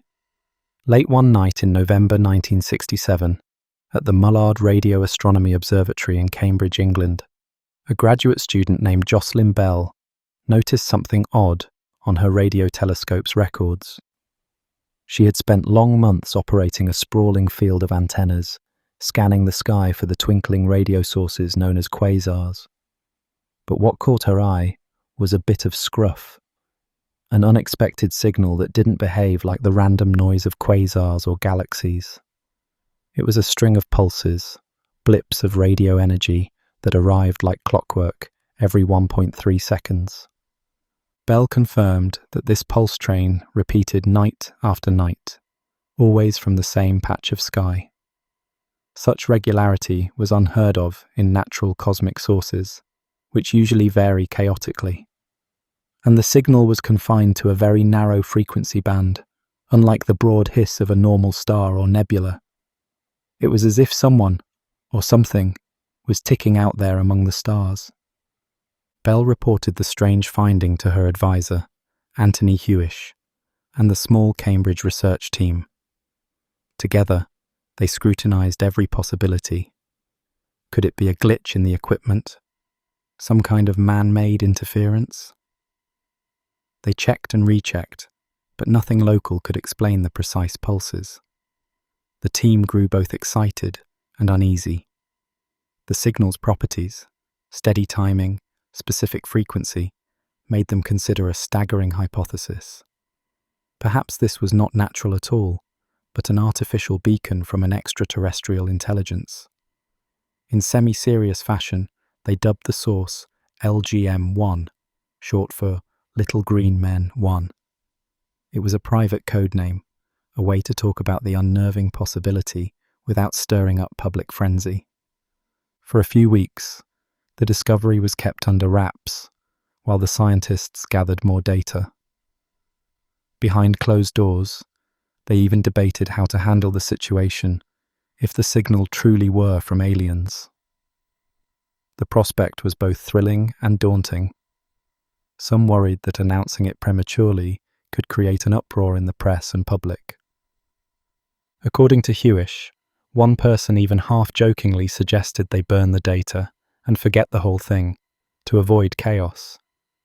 Jocelyn Bell, meanwhile, felt a mix of amusement and annoyance. She was trying to get her thesis work done, and now this pulsar was distracting her from her main project.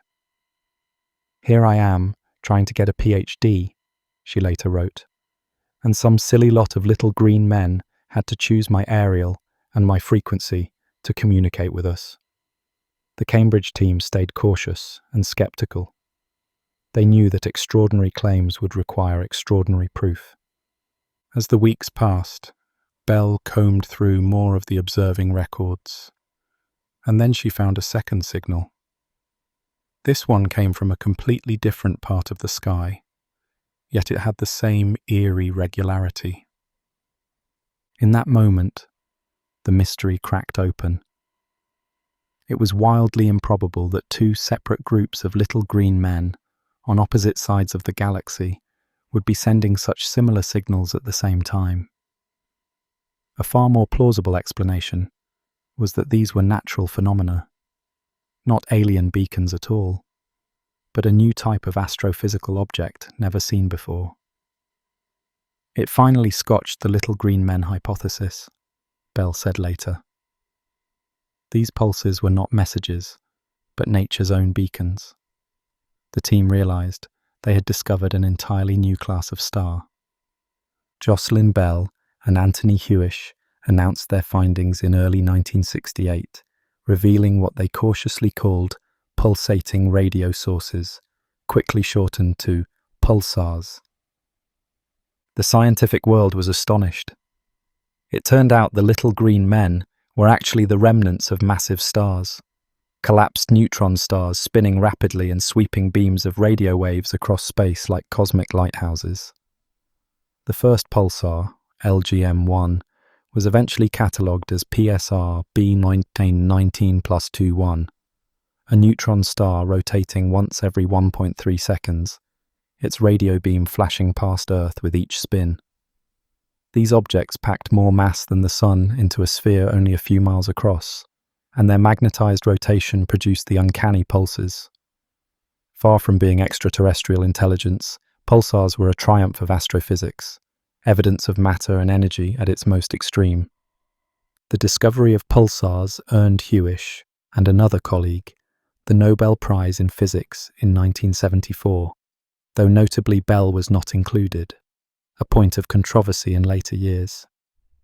Bell herself remained gracious, simply content that she had helped unveil yet another wonder of the cosmos.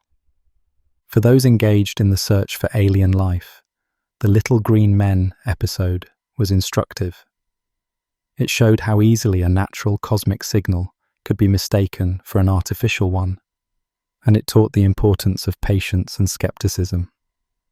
At the same time, it proved that our instruments were now sensitive enough to detect faint, distant phenomena, exactly what would be needed to hear a true extraterrestrial beacon. The pulsar surprise deepened the sense of cosmic wonder. The universe had spoken, not with the voice of an alien civilization, but with the ticking of an exotic star. Still, the sky held other secrets, and one of them would soon captivate the world like nothing before. Less than 10 years after Bell's discovery, in the summer of 1977, another mysterious signal arrived, this time in the American heartland. It was just a brief burst, but it was so strong and so unusual that the astronomer who spotted it could only write "wow" next to the data. Unlike the pulsar's periodic beat, this signal did not repeat. It flashed once and disappeared, leaving behind perhaps the most tantalizing question of all. What or who was that? On the night of August 15th, 1977, Ohio State University's Big Ear radio telescope was quietly surveying the sky. For years, Big Ear had been scanning for any sign of extraterrestrial communication. In the early hours of that August night, it found something. The telescope recorded an extremely strong pulse of radio waves that lasted for about 72 seconds. the full duration that Big Ear could observe that part of the sky. This was no ordinary cosmic noise. The signal was astonishingly intense, far stronger than the usual background hiss, and it was centered almost exactly at 1420 megahertz, the 21-centimeter wavelength of neutral hydrogen.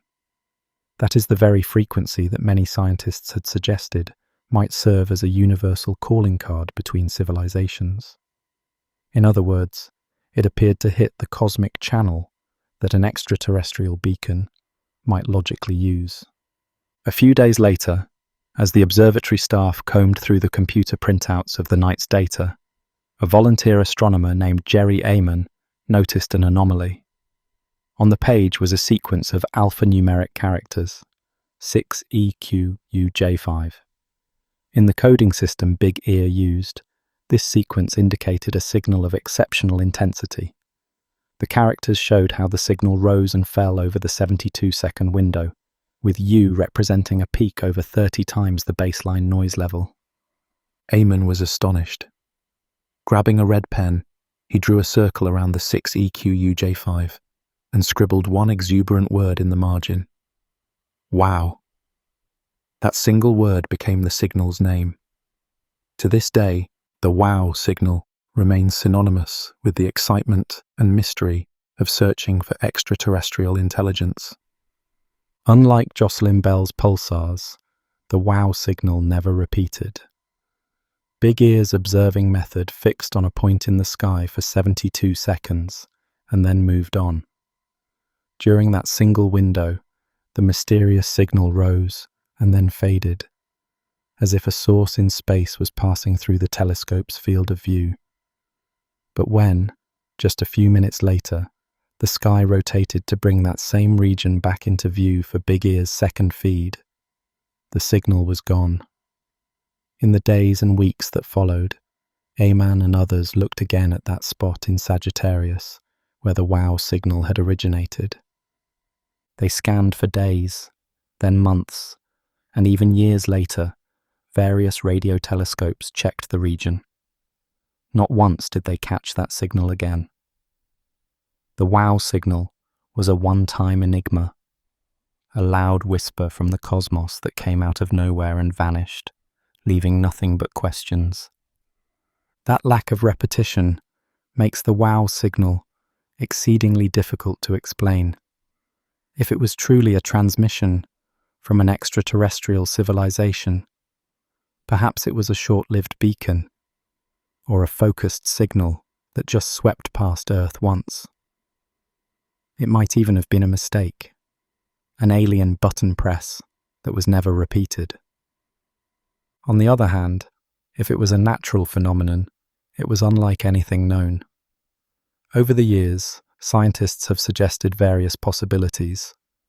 One idea was that a comet with a large hydrogen cloud might have passed through the observation area, emitting a signal at the hydrogen line frequency, but subsequent studies did not find evidence to support that scenario. Another hypothesis, published decades later, proposed that the wow signal could have been caused by a distant celestial event, perhaps a rotating neutron star or other body flaring up behind a cloud of hydrogen, briefly amplifying radio waves at just the right frequency. Such an event would be rare and would require a perfect alignment of source, cloud, and Earth. It's a fascinating idea, but like all other hypotheses for wow, it remains unproven. To this day, the wow signal stands as one of the most tantalizing mysteries in the search for extraterrestrial intelligence. Amon detected it in the direction of the constellation Sagittarius, not far from the center of our galaxy, but without further signals, that direction is only a vague clue. No one has ever conclusively identified the source. Was it really a call from another world, a cosmic coincidence, or something human-made we failed to account for? Jerry Amon himself was cautious, inclined to doubt that an alien civilization would send a single, non-repeated ping. Yet he admitted that he couldn't explain what he saw that night. The wow signal occupies a curious grey zone.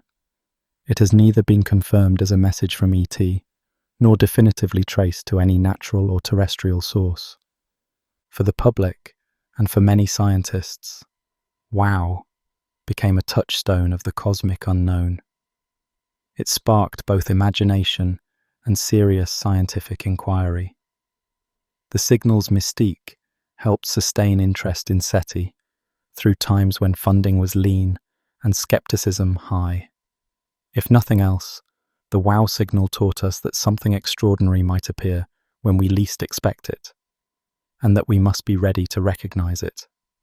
As the 1970s turned into the 1980s and beyond, researchers did not forget the wow signal. Instead, they built ever more sensitive radio telescopes and developed strategies to ensure that if another such signal appeared, it would be recorded in greater detail and monitored immediately for repetition. The quest to find cosmic company continued, armed with better technology and a renewed sense of both caution and optimism. The wow signal remained an enigma, an inspiring question mark that drove the SETI community to broaden its search parameters and refine its techniques. In the decades that followed, humanity would even begin sending its own messages to the stars and launching new, ambitious listening projects. The story of our search is far from over. Each new generation of instruments, from giant telescope arrays on Earth to sensitive radio ears in space, has extended our reach and sharpened our hearing. With every leap forward, we push further into the cosmic static, hopeful that one day we will intercept a signal that repeats, one that can be decoded, one that finally confirms we are not alone. Until that day, we continue to listen with patience and wonder, driven by the quiet conviction that somewhere in the dark, there may indeed be other voices waiting to be heard. The night sky was silent and endless. For generations, humans had wondered if someone out there might be sending us a message. Long before modern technology, people found themselves tempted to communicate with our planetary neighbours. Mathematician Carl Friedrich Gauss once suggested cutting wide shapes into Siberian forests to signal the moon or Mars, and others dreamed of giant mirrors reflecting sunlight as a beacon to the planets. As the age of radio dawned, this age-old question took on a new and electrifying form. Wireless signals began to circle the globe, and a daring thought emerged. What if some of those invisible waves were not our own, but whispers from another world?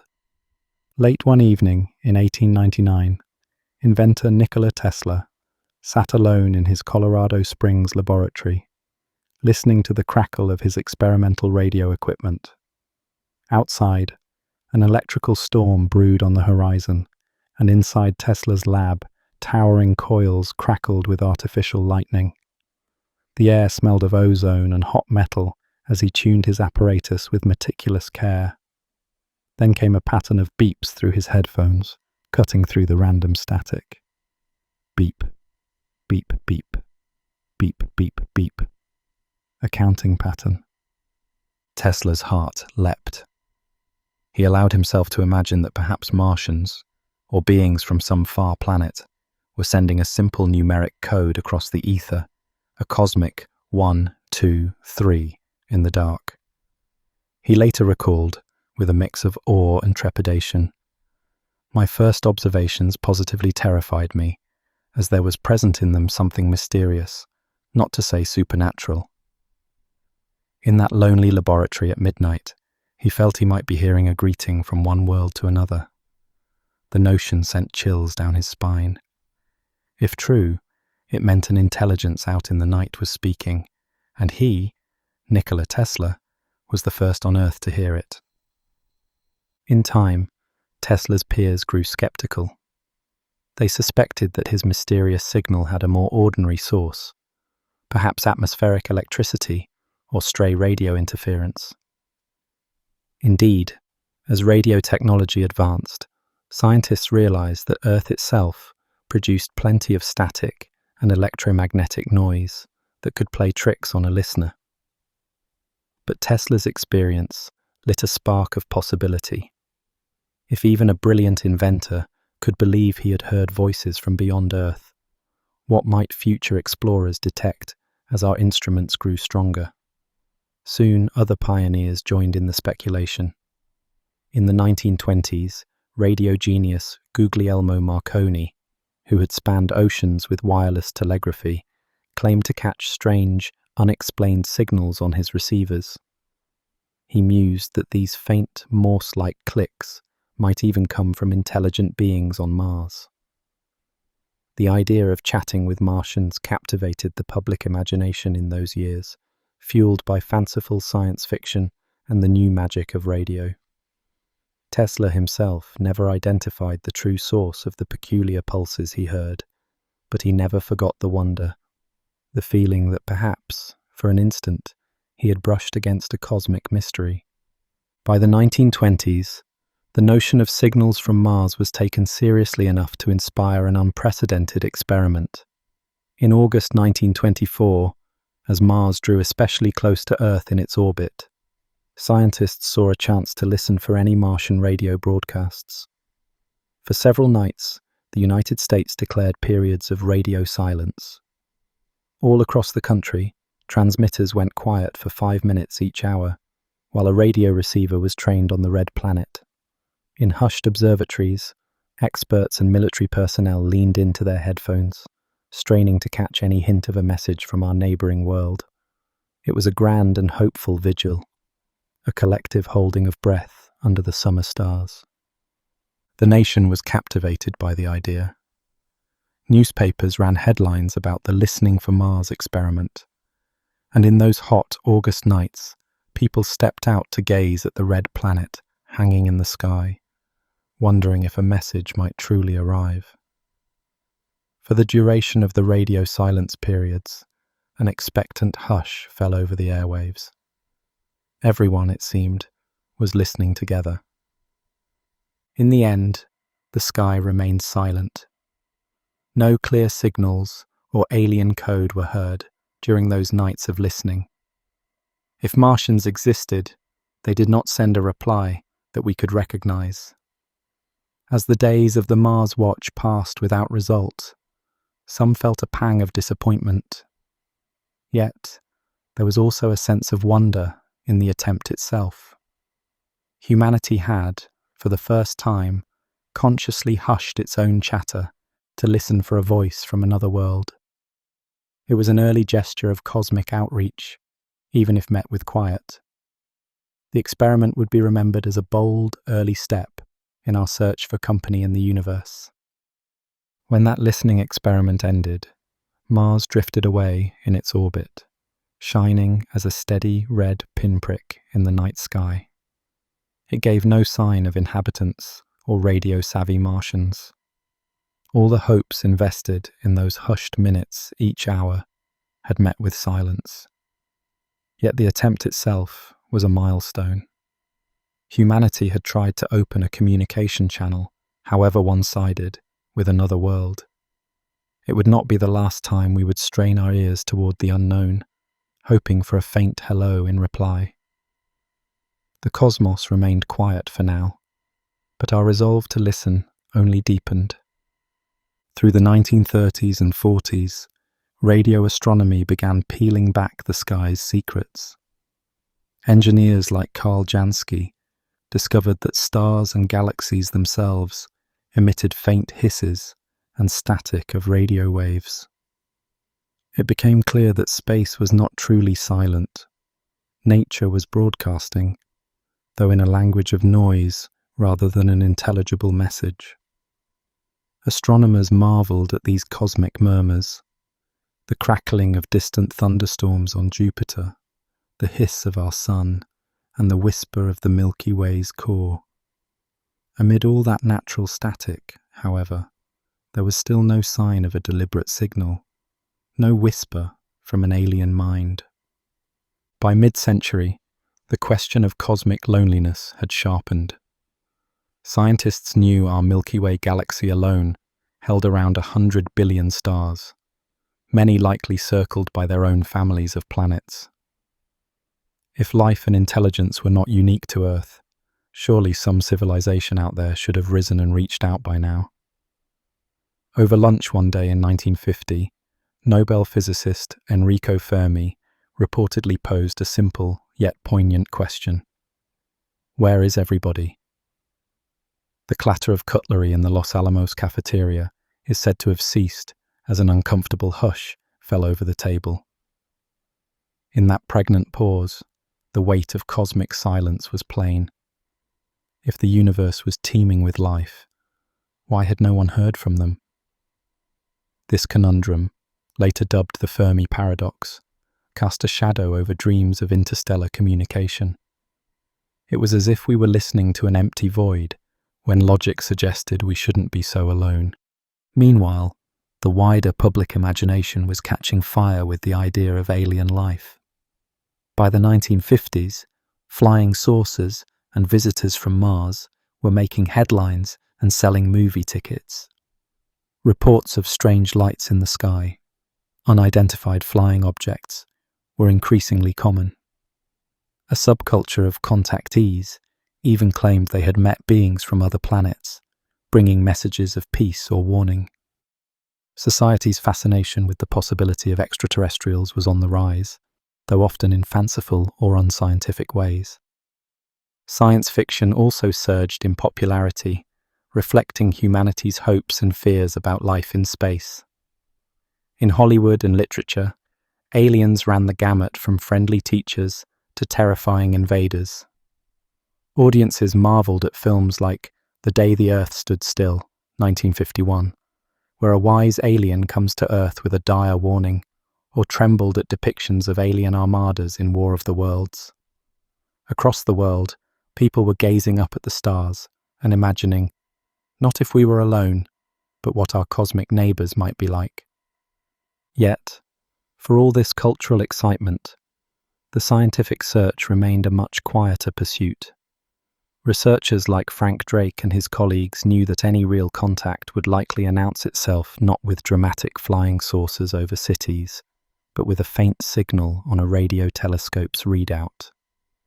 Their work was careful and methodical, distinct from the sensational stories in magazines or films.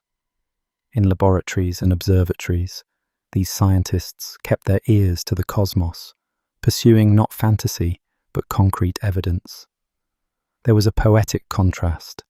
As fiction painted the skies with bold imagination, science patiently listened for a single real whisper from the stars. Despite the paradox of Fermi's question, a few scientists refused to abandon the search. Instead of yielding to cosmic silence, they sought to listen more carefully, to sweep the skies for even the faintest murmur of an alien transmitter. In 1959, two physicists, Giuseppe Cocconi and Philip Morrison, published a short but influential paper that outlined a compelling idea. They argued that if extraterrestrials were trying to communicate, there might be a logical frequency on which to do it. The 21-centimeter emission line of neutral hydrogen, a universal radio tone that any technologically savvy civilization would recognize. Hydrogen's signature wavelength was a constant throughout the cosmos. Perhaps it could serve as a common hailing channel. This idea electrified a young astronomer named Frank Drake. What if we actually tried to eavesdrop on such a signal? Drake secured time on a radio telescope and set about planning an experiment that would become the dawn of SETI, the search for extraterrestrial intelligence. His target would not be Mars or Venus this time, but distant sun-like stars far outside our solar system. The age of actively listening for alien civilizations was about to begin. On a clear April day in 1960, in a remote valley of West Virginia, Drake and a small team prepared to aim a 26-meter radio telescope skyward. They christened the effort Project Ozma, named for a queen in a magical land of fiction, reflecting the hope of contacting an unknown realm. The Green Bank Observatory's dish spanned 85 feet across and gleamed in the sunlight as it pointed toward two nearby stars. Epsilon Eridani and Tau Ceti, sun-like stars they thought might host planets and perhaps life. Nestled in forested mountains, the observatory was enveloped in intentional quiet, a radio zone free from human interference. Only the faint whispers of the cosmos drifted into the receiver. Day after day, the team kept their instrument tuned to an auspicious frequency near 1420 MHz, the neutral hydrogen line, hoping an alien civilization might choose this universal channel to call. The telescope slowly swept across the chosen stars. The scientists watched wavy traces on chart paper and listened to a soft background hiss, the gentle chorus of the heavens. Occasionally, a crackle from a distant thunderstorm or an earthly transmitter intruded, only to be recognized and shrugged off, a telltale sign of local origin amid the cosmic murmur. Mostly, the sound remained a gentle, unchanging hush. Hours slipped by in that sonic calm. Now and then the researchers murmured to each other, but often they sat quietly, lost in thought as the data rolled in. With each passing hour under the vast sky, they felt a mix of skepticism and hope. Perhaps nothing would come of this experiment. The stars might remain mute. And yet, maybe at any moment, a pattern could emerge, a blip or a tone that signaled, "We are here." At times, they let their minds wander and imagine what such a signal might be like. Would it come as a simple series of pulses, like a cosmic heartbeat, a string of prime numbers that could only be artificial, or perhaps a complex transmission beyond human understanding? They had no answers, only the belief that if a call came, some unmistakable order would stand out amid the chaos. Each sunset brought renewed anticipation. As daylight faded and the Milky Way arced overhead, the observers felt the weight of possibility. Somewhere out there, if another civilization shared the galaxy, perhaps its broadcasts were washing over Earth even now. And so, night after night, the dish kept listening, rotating silently beneath the stars, steadfast in its vigil. For long weeks, the only sound in the headphones was the soft hiss of cosmic static. Occasionally, a stray Earth signal intruded and was duly noted and ignored. Then one afternoon, the recorder pens spiked and a new sound crackled in their earphones, something unmistakably strong and structured. In an instant, the quiet control room came alive. Could this be it? The long-awaited call from another world? Drake and his colleagues leaned forward, heartbeats quickening. The signal was a clear, pulsing rise above the background noise. This was no random static. For a few electrifying moments, they truly wondered if they had made the contact of the century. But as swiftly as hope had flared, it dimmed again. Careful checks showed the signal was drifting in frequency and positioned too rapidly to come from a distant star system. Before long, they identified the prosaic source. A high-altitude airplane had flown through the telescope's view, its radar falsely mimicking an extraterrestrial beacon. The team exhaled and even chuckled at the twist. Their alien signal had turned out to be an echo of human technology. It was a disappointment, yes, but also a relief to know their equipment was sensitive and working correctly. It could pick up a transmission, even if this one was from an earthly aircraft and not ET. In the end, after roughly 200 hours of scanning, Project Ozma concluded without a confirmed whisper from an alien civilization. The two target stars, for all anyone knew, remained as quiet as ever. Yet the scientists were not disheartened. In fact, they felt a sense of achievement. They had taken a grand idea, listening for voices among the stars, and turned it into a real experiment. They had demonstrated that it was possible to systematically search the skies for signals of intelligent life. Project Ozma's chances of success had always been slim. it was just a beginning, a test of the waters. Only 2 stars were examined, and only for a short season. Still, its impact was outsized. It marked the dawn of a new field of research. In the years that followed, inspired by Ozma, other astronomers quietly launched more searches. They tuned in to additional stars, built more sophisticated receivers, and refined their strategies.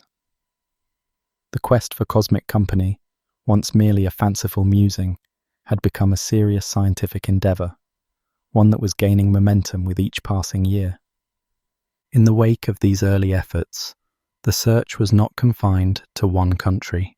By the 1960s, on the other side of the world, Soviet astronomers too were aiming their radio telescopes at the stars. In 1965, a team in the USSR even announced that a strange, flickering radio source in deep space might be an alien beacon. For a brief moment, hope soared that contact was at hand. But further observations revealed a more mundane truth.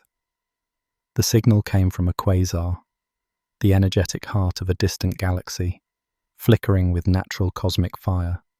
Not a deliberate message after all. Despite the letdown, this episode showed how eagerly scientists were combing the skies, ready to pounce on any anomaly that might be a hello from another intelligence. Soviet thinkers also expanded the realm of the possible in theory. Astronomer Nikolai Kardashev envisaged civilizations far more advanced than ours, capable of harnessing tremendous energies. He imagined societies that might draw power from their entire star, or even a whole galaxy, and speculated how conspicuous their communications could be across space. Such ideas stretched the imagination of those listening for signals. Perhaps the silence so far simply meant we needed to broaden our minds about what to listen for. By the late 1960s, the quest for extraterrestrial intelligence was truly global, uniting humanity's curiosity across political divides as scientists everywhere kept their vigil with ears turned skyward. Even as scientists searched deliberately for alien signals, sometimes the universe delivered surprises unasked. In 1967, a young graduate student named Jocelyn Bell was scanning endless stretches of radio data at Cambridge University in England. She and her colleagues had built a new kind of radio telescope to study the twinkling of distant quasars. Bell's job was to sift through the squiggling traces on miles of chart paper, looking for any interesting patterns. One day, she noticed a peculiar signal, a series of pulses, so regular and rapid, it was unlike any cosmic noise seen before. Each burst of radio waves arrived about 1 1/3 seconds apart, like an impossibly precise cosmic clock. At first, Bell and her advisor Anthony Hewish were baffled. No known natural object in the cosmos blinked on and off with such clockwork precision. In their notes, they half-jokingly labelled the source LGM-1, short for Little Green Men 1, a whimsical code name reflecting the notion they hardly dared voice aloud, that this could be an interstellar beacon. They decided to keep the discovery quiet while they gathered more data. How do you announce a finding that might be evidence of alien intelligence? The team knew such news could ignite a media frenzy overnight. Among themselves, they made nervous jokes. One colleague, only half seriously, suggested perhaps they should even burn the data and pretend nothing happened, rather than trigger possible chaos. Jocelyn Bell, for her part, felt torn. As a graduate student, she was focused on completing her PhD, and this strange signal was an unexpected detour. She later quipped that she was rather annoyed. Some silly lot of little green men chose my telescope and my frequency to communicate, upsetting her carefully planned research. Despite the anxieties and humour, Bell and Hewish pressed on diligently. The mysterious pulses continued to flood in with unwavering regularity, one blip every 1.337 seconds, like the steady ticking of a celestial clock. With each passing day, the signal neither faltered nor went away, deepening the enigma. Then, just weeks later, Bell spotted a similar pulsing signal coming from a completely different patch of sky. There it was, a second beacon, as steady and fast as the first. The odds of two separate groups of aliens coincidentally using the same strange frequency and timing were essentially zero. The Cambridge team realized these pulses were not messages at all, but a new kind of celestial phenomenon. They had stumbled upon pulsars, rapidly spinning neutron stars, the collapsed cores of dead suns, ticking like cosmic lighthouses in the darkness. Thus, the little green men turned out not to be alien engineers, but nature's own beacons. There was a measure of relief in that revelation. The search for extraterrestrial intelligence remained unanswered, but in the process, science had made a profound discovery. Even as we listened for others, the universe was teaching us about itself. The cosmos, it seemed, could surprise us in wondrous ways, even without aliens on the line. For a brief moment, it had seemed as though the cosmic silence might be broken, only for nature to reveal it was speaking in its own curious dialect. The lesson was profound. The universe had plenty of phenomena to unveil, even if none bore a return address from another civilization. The search thus far had uncovered new wonders of physics, but the question of other intelligences remained unanswered. Still, each discovery only strengthened the resolve of those listening. They would continue to tune in to the cosmic channels, trusting that patience and open minds were the keys to eventually hearing another voice. Into the 1970s, the search pressed on quietly. In the United States, NASA scientists even drew up a bold blueprint for a dedicated SETI facility called Project Cyclops, an imagined array of 1,000 giant radio dishes that could scan the entire sky for faint whispers of other civilizations. It was an audacious plan, ultimately shelved because of its staggering cost, but it showed just how grand the dream had become. Meanwhile, new and more powerful ears were coming online. The immense 300-meter dish at Arecibo Observatory in Puerto Rico, for example, became the world's most sensitive listening instrument. A vast bowl nestled in a natural valley, nearly 1,000 feet across, capable of collecting even the faintest cosmic whispers. With such tools, the range and precision of our cosmic eavesdropping expanded dramatically. Around the globe, a handful of observatories dedicated precious hours to scanning the heavens for structured signals hidden in the background noise. Years had now passed, with no confirmed call from the stars, but patience remained the guiding principle. On any given day or night, at any observatory, an antenna might suddenly capture what everyone was waiting for, a sign that we were not alone. That moment seemed to arrive on a summer night in 1977. In the American Midwest, Ohio State University's modest radio telescope, nicknamed Big Ear, was quietly surveying the sky as part of a long-running SETI experiment. The instrument listened at a frequency of 1420 MHz, the neutral hydrogen line, a cosmic channel many thought ideal for an interstellar hello. On August 15th of that year, Big Ear's computers dutifully printed out columns of numbers representing the sky's radio whispers. And suddenly, there it was. Amid the bland digits of background noise, a startling spike appeared, a signal far stronger than the cosmic hiss around it. It was sharp and focused, just the kind of narrowband emission an alien transmitter might send. For the brief window, Big Ear was pointed its way. This mysterious source blazed on the printout, then faded as the telescope's gaze moved on. When a volunteer astronomer, Jerry Amon, later checked the computer printout, he could hardly believe his eyes. In blue pen, he circled the column of numbers showing the anomaly and scribbled one excited word in the margin. Wow. That single expression of astonishment became the signal's nickname, immortalizing the thrill of the moment. Indeed, this was a signal unlike any heard before. It was strong, narrow, and clean, an unmistakable spike in a sea of static. The data indicated it came from the direction of the constellation Sagittarius, though no nearby star in that patch of sky could be clearly identified as the source. The mysterious transmission lasted for the full 72 seconds of Big Ear's gaze, then vanished as the telescope moved on with Earth's rotation. In the days and years afterward, astronomers repeatedly aimed listening ears at that region of sky. But the wow signal, whatever it was, never returned. Not once.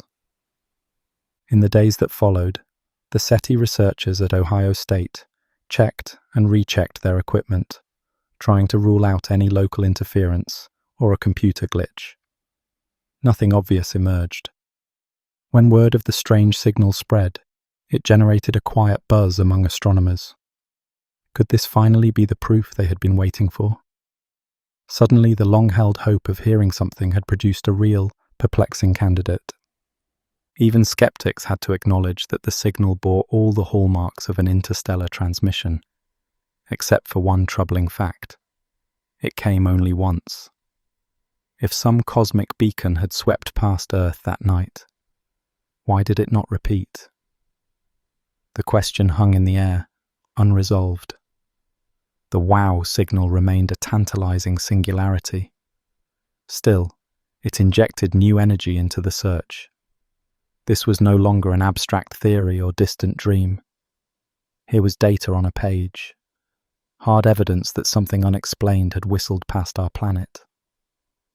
In the wake of the event, observatories aimed their antennas with renewed vigor, determined to probe that mystery patch of sky again and again in case the source ever spoke a second time. Speculation swirled around the wow signal. Could it have been a stray emission from an undiscovered comet, or a quirk of astrophysics? Or was it truly a glimpse of another technology at work, an intentional whisper from a distant civilization? With no second occurrence, there was no way to decode or confirm its origin.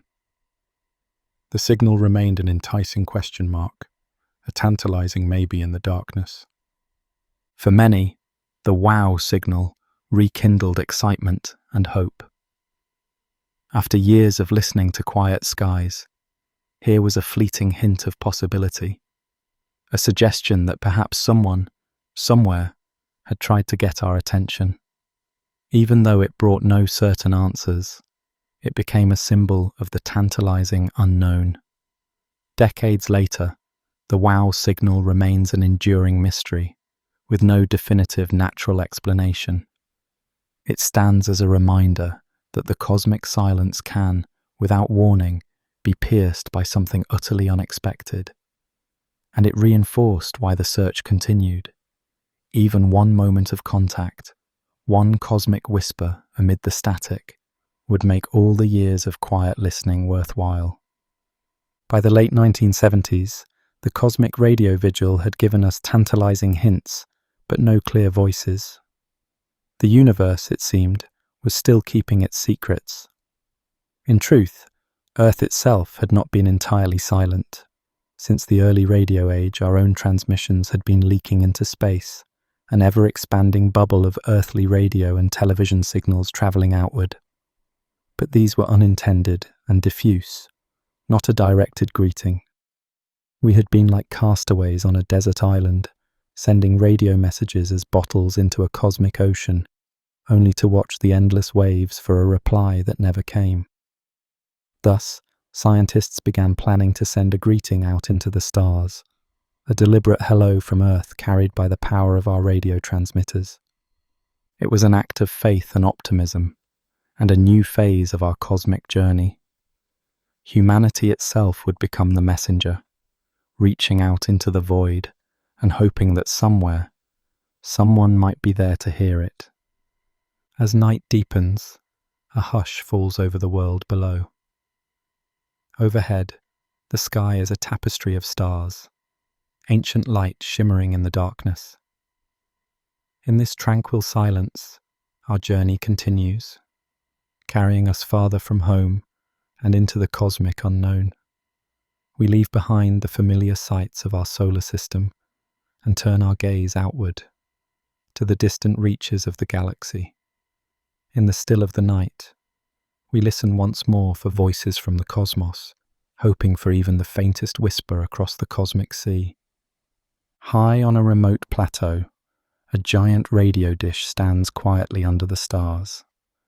Its broad, curved surface is aimed at the sky, patiently listening. For hours, days, months, it hears only the soft static of the universe, the gentle hiss of cosmic background noise. Only the night wind and the chorus of distant insects break the silence as the giant ear of the telescope waits.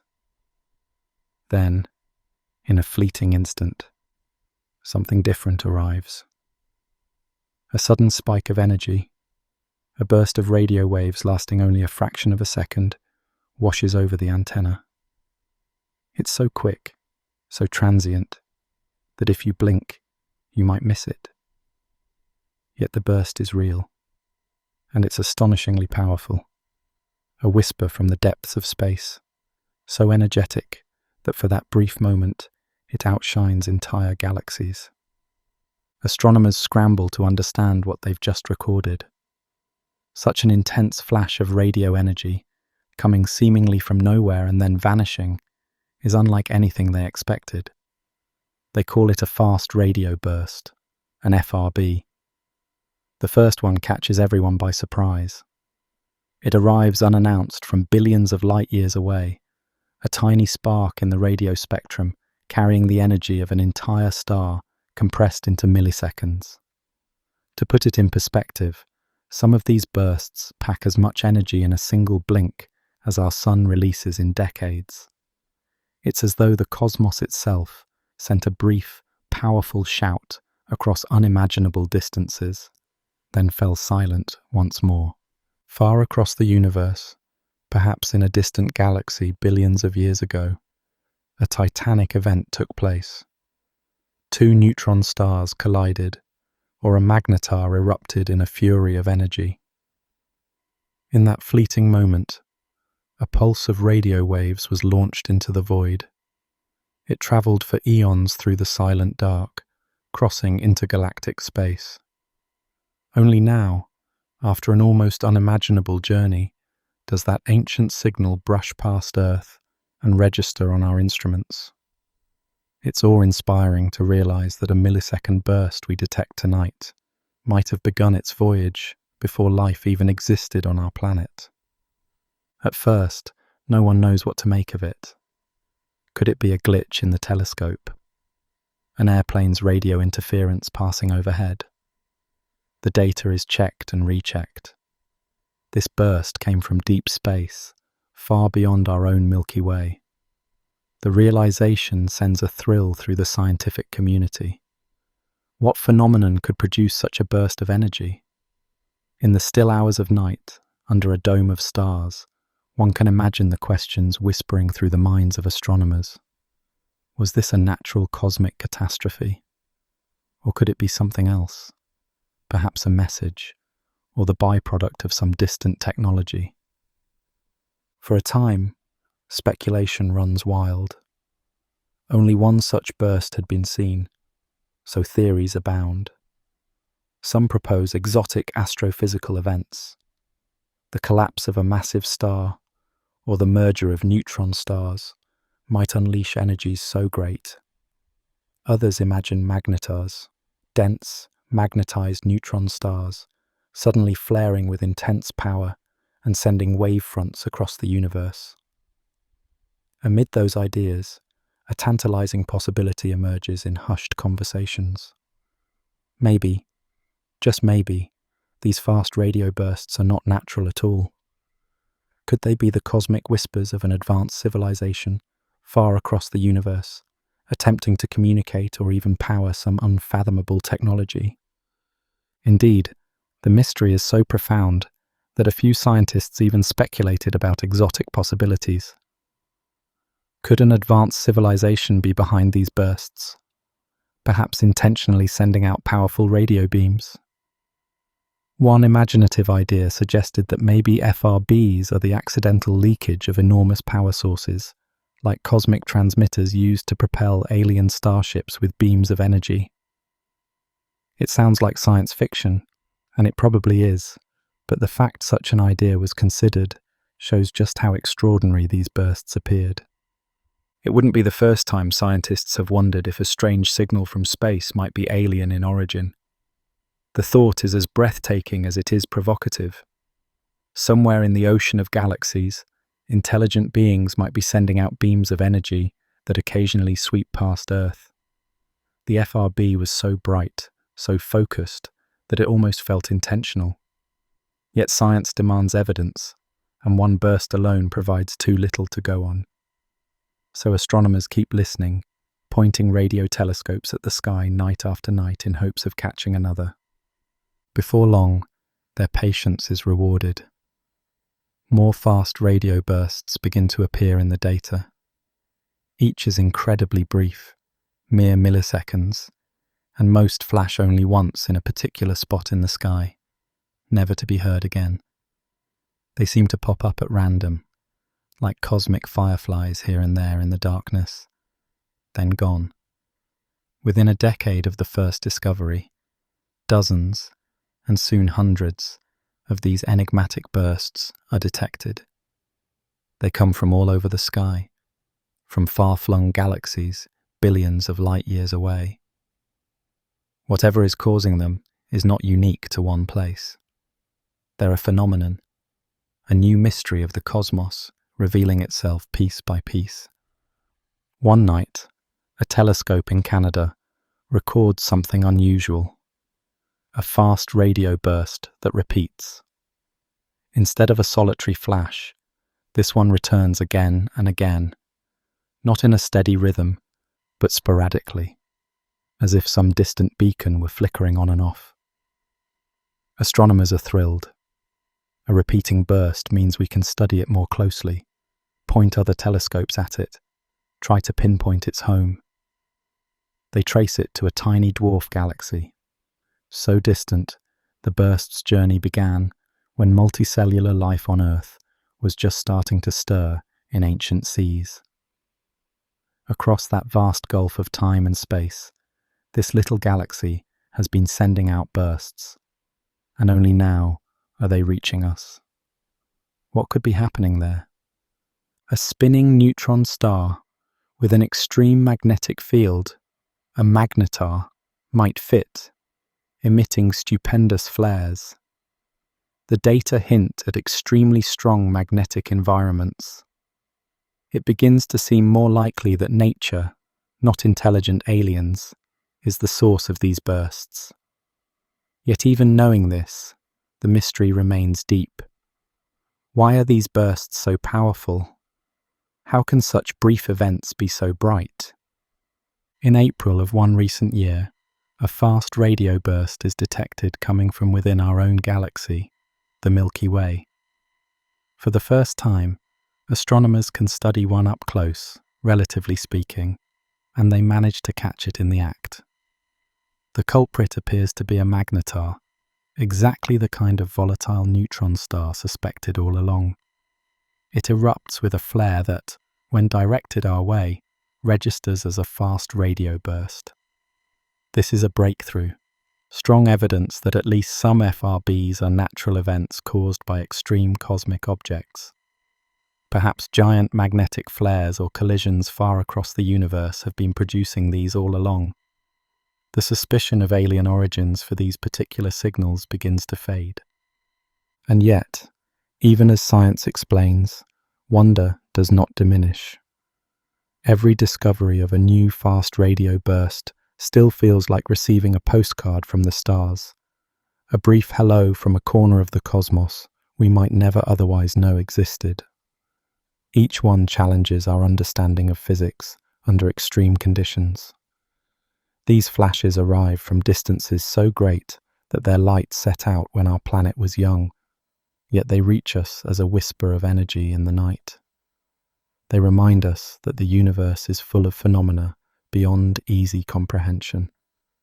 For a moment, when an FRB arrives, Earth's instruments are touched by something profoundly distant and powerful. It's a humbling and awe-inspiring experience, a reminder that while we may not be hearing aliens whisper, we are certainly hearing the universe speak in voices we are only beginning to decipher. Throughout this journey, we've wandered among cosmic enigmas and wonders. We listened to the sudden whispers of fast radio bursts, pondered the eerie dimming of a distant star, tracked a visitor from beyond our solar system, and searched the skies for signs of distant technologies. We examined extraordinary claims with a scientific eye and an imaginative heart. Each step of the way, we've deepened our appreciation for the vast and mysterious universe we inhabit. Leaving behind the fleeting brilliance of fast radio bursts, we turn our attention to a steady glow in the night, a single star among millions. It appears unremarkable at first, one more pinpoint of light in the constellation of Cygnus, far beyond the reach of our eyes. But this star holds a secret. Over years of observation, astronomers noticed something baffling. The star's light would, at times, dip and fade in a way that defied explanation. Most stars are steady beacons. If they do dim, it's usually by a small amount and in regular patterns. Perhaps a planet passing in front of the star, causing a slight eclipse like clockwork. Yet this star was different. Every so often, its brightness dropped dramatically, by 20% or more, and without a clear rhythm. It was as if some enormous shadow occasionally swept across the star, blocking out a fifth of its light, then vanished, allowing the star to shine normally again. To grasp how extraordinary that is, consider that a giant planet the size of Jupiter crossing in front of a star typically dims it by only a percent or so.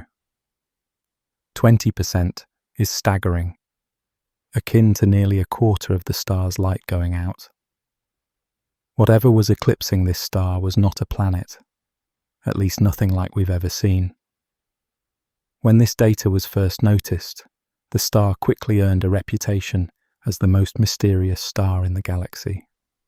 Its scientific designation was KIC 8462852, but informally it became known as Tabby's star, named after Tabitha Boyajian, the astronomer who led the team studying this perplexing object. Imagine the moment of discovery. An astronomer examining the star's light curve, expecting gentle twinkles, suddenly sees a huge plunge, nearly a quarter of the starlight gone. Such an extreme dip is so far outside the ordinary that it must have been met with pure astonishment. Stars just aren't supposed to behave like that. It was as if the universe had dropped a puzzle into the astronomer's lap, one that would captivate and confound scientists and enthusiasts alike. Remarkably, this bizarre behavior wasn't discovered by automated software, but by people. Citizen scientists around the world who volunteered to sift through data from the Kepler Space Telescope. Through a project called Planet Hunters, these keen-eyed volunteers flagged the star's strange dimming patterns. They knew they'd found something unusual and brought it to the attention of professionals. It was a beautiful example of everyday stargazers contributing to a major discovery. Thanks to that collaboration, Tabby Boyajian and her colleagues were able to investigate the anomaly, and the star now bears her name as Tabby's star. Tabby's star didn't just dim once or in a simple pattern. It dimmed multiple times, at irregular intervals, and by varying amounts. On one occasion, it might drop by a few percent, on another, by a huge chunk of its light. Sometimes it dipped briefly, other times the darkness lasted longer. There was no periodic repeat that would suggest an orbiting object like a planet. It was as if a swarm of unknown megastructures, or a cloud of debris, of colossal size, were circling the star in an uneven, shifting cloud. The patterns were complex, almost like a flickering signal whose code we couldn't quite decipher. The more scientists looked, the stranger it got. The star even seemed to fade gradually over several years, as though encircled by an evolving veil of dust or debris. Everything about it defied expectations. Scientists proposed one natural explanation after another. Perhaps a family of comets had swung in front of the star and shattered, creating a cloud of dust and debris large enough to obscure the light. Maybe the star was devouring a nearby planet, shrouding itself in the remnants. Or could it be something intrinsic to the star itself, an odd form of stellar pulsation, or a disk of debris in our own line of sight? Each idea could explain some aspect of the dimming, but none could easily account for everything. As data continued to pour in, natural explanations gradually solidified. One late hypothesis suggested we might be seeing the aftermath of a shattered exomoon, a large moon that was torn apart, its fragments and dust occasionally obscuring the star. Others pointed out that while Tabby's star is unique among mature stars, a class of young stellar objects shows irregular dimmings. They call them dippers.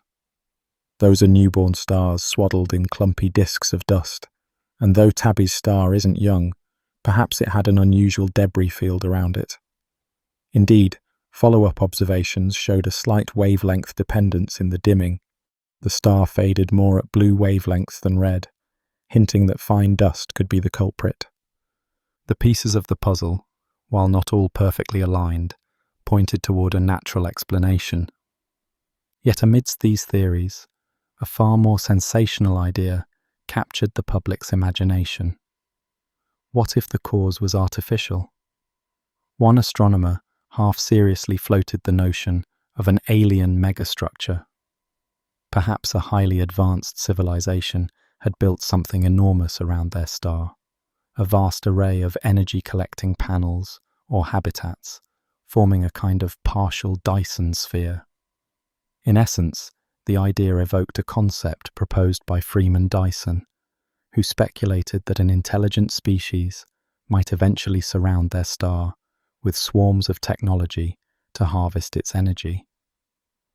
To dim a star by nearly 20%, such a construction would have to be astonishingly large. The media seized on the alien megastructure hypothesis with fervour. Suddenly, Tabby's star went from an obscure astronomical puzzle to a worldwide sensation. People imagined colossal alien engineering projects silhouetted against the star. The star's quirky nickname, the WTF star, for Where's the Flux, as the Discovery paper's subtitle joked, seemed to take on another meaning in popular culture, expressing the public's astonishment. What is going on with this star? Radio telescopes were aimed at Tabby's star to check for any signals, any hint that intelligent life might be present.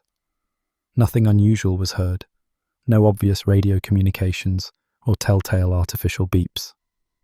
Still, the allure of possibly finding evidence of extraterrestrials gave this star an almost mythic status. It was as if, in this one star, the age-old question, "Are we alone?" found a tantalizing, if temporary, focal point. Over time, as more data poured in, the mundane explanations gained traction.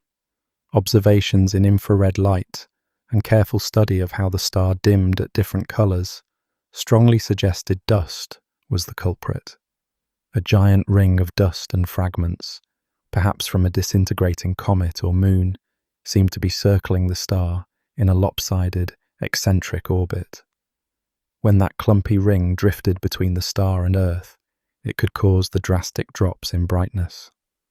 In fact, Continuous monitoring revealed that Tabby's star underwent smaller brightness dips and recoveries over months and years, consistent with clouds of dust gradually drifting and dispersing. By analyzing the spectrum of the star during its dimmest moments, astronomers found fingerprints of ordinary materials, nothing exotic that would scream artificial structure. Bit by bit, the case for an alien megastructure grew weaker, and the probability of a natural explanation grew stronger. For the scientific community, solving the mystery of Tabby's star became a triumph of careful observation and analysis. They threw every instrument they could at this perplexing star, from ground-based telescopes around the world to spacecraft like Spitzer that could see in infrared. And slowly, a picture emerged. Likely, a confluence of natural phenomena, a swarm of dust, perhaps the remains of a destroyed world, was responsible for the star's behavior. By 2018 and 2019, most astronomers agreed that an alien megastructure was not needed to explain what we saw. Even so, Tabby's star remains a landmark case. It opened our eyes to how much we still have to learn about stellar systems. Here was a mature, sun-like star doing something bizarre, and in studying it, we discovered subtle truths about how dust clouds can behave and how our instruments can be fooled at first glance. It reminded us to keep our minds open, to data, to new ideas, and yes, even to the wild possibilities, however remote, that initially grab our imagination. The imaginative detour, the thought of mega-engineering by alien hands, while likely wrong, inspired many to think bigger and engage with astronomy. In the end, the most spectacular explanation wasn't required, but the journey to that understanding was valuable in its own right. The story of Tabby's star is a testament to curiosity and the process of science, showing that even in the quiet twinkling of a distant sun, there can lurk a mystery that captures the world's attention. Now our voyage carries us away from that distant flickering star and back closer to home, at least into our celestial neighborhood. In late 2017, on a crystal-clear Hawaiian morning, an astronomer scanning the sky made a discovery that would redefine what we consider neighbors in space. At an observatory atop Haleakala, the Pan-STARRS telescope captured something moving against the backdrop of stars, a faint point of light drifting in an unusual trajectory. The summit air was crisp and still as the telescope's cameras caught a tiny streak on their nightly images. At first, it seemed like just another small asteroid or comet passing by. But calculations of its path soon revealed an extraordinary fact. This object was not from our solar system at all. It was an interstellar traveler, visiting us from the vast emptiness between the stars. They named it Oumuamua, a Hawaiian word meaning a messenger from afar arriving first. It was the first confirmed object from another star ever detected in our solar system, the first interstellar interloper we had seen up close, so to speak. Imagine an object that formed around some alien sun, wandering the galaxy on its own, now passing briefly through our solar system. Astronomers quickly realized how significant this was.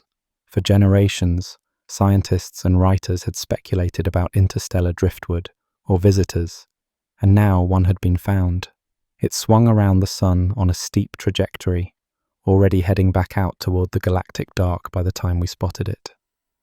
We had only a short window to observe this curious visitor before it faded from view, racing away at tens of kilometers per second. At first, astronomers weren't immediately sure what to call Oumuamua. Initially, it was classified as a possible comet and given a comet designation. But it displayed no fuzzy coma or tail, none of the outgassing one would expect as an icy body neared the sun. It was then reclassified as an asteroid, but that didn't fully fit either. Its speed and path were unlike any asteroids bound to the sun. Very quickly it became clear. This was something entirely new. We were seeing an object born in another star system, now just passing through ours. Astronomers across the globe rushed to train their telescopes on Oumuamua. What they saw was intriguing. The object didn't appear to have any surrounding cloud of gas or dust. It was just a pinpoint of light. It was small and faint, not much more than a speck in our most powerful telescopic images. As they monitored its brightness, they noticed it varied dramatically in a periodic way, brightening and dimming over the course of hours. This indicated that Oumuamua was elongated and tumbling. Imagine a cosmic shard, shaped perhaps like a long cylinder or a flattened disk, spinning end over end. As it rotated, at times its broadside faced us, reflecting more sunlight and appearing brighter. At other times we saw only its narrow edge, and it grew faint. From these cycles of light, scientists inferred that it might be extremely elongated, perhaps 10 times as long as it is wide, or possibly very flat. The most elongated objects we'd seen in our solar system, like some comets and asteroids, were at most 3 or 4 times longer than they were wide. Oumuamua, if our interpretations were correct, had a shape unlike anything normally found here. Nature had crafted a form we hadn't encountered before. There were other surprises. As they tracked Oumuamua's trajectory, scientists discovered it wasn't moving exactly as gravity alone would dictate. After it swung past the sun and headed back into space, it was slowing down slightly less than expected, as if something gave it a tiny push outward. On a comet, such an effect is common. Gases spurting from a sun-warmed nucleus can act like gentle rocket thrusters and alter its course a bit. But Oumuamua showed no visible signs of outgassing, no cometary tail, no fuzzy halo. The deviation was small, but measurable. The data was tantalizingly inconclusive. Could it be venting some invisible gas or vapor that our instruments couldn't detect? Or was there another explanation for the slight acceleration? Here, once again, whispers of aliens emerged. A few researchers posited an extraordinary hypothesis.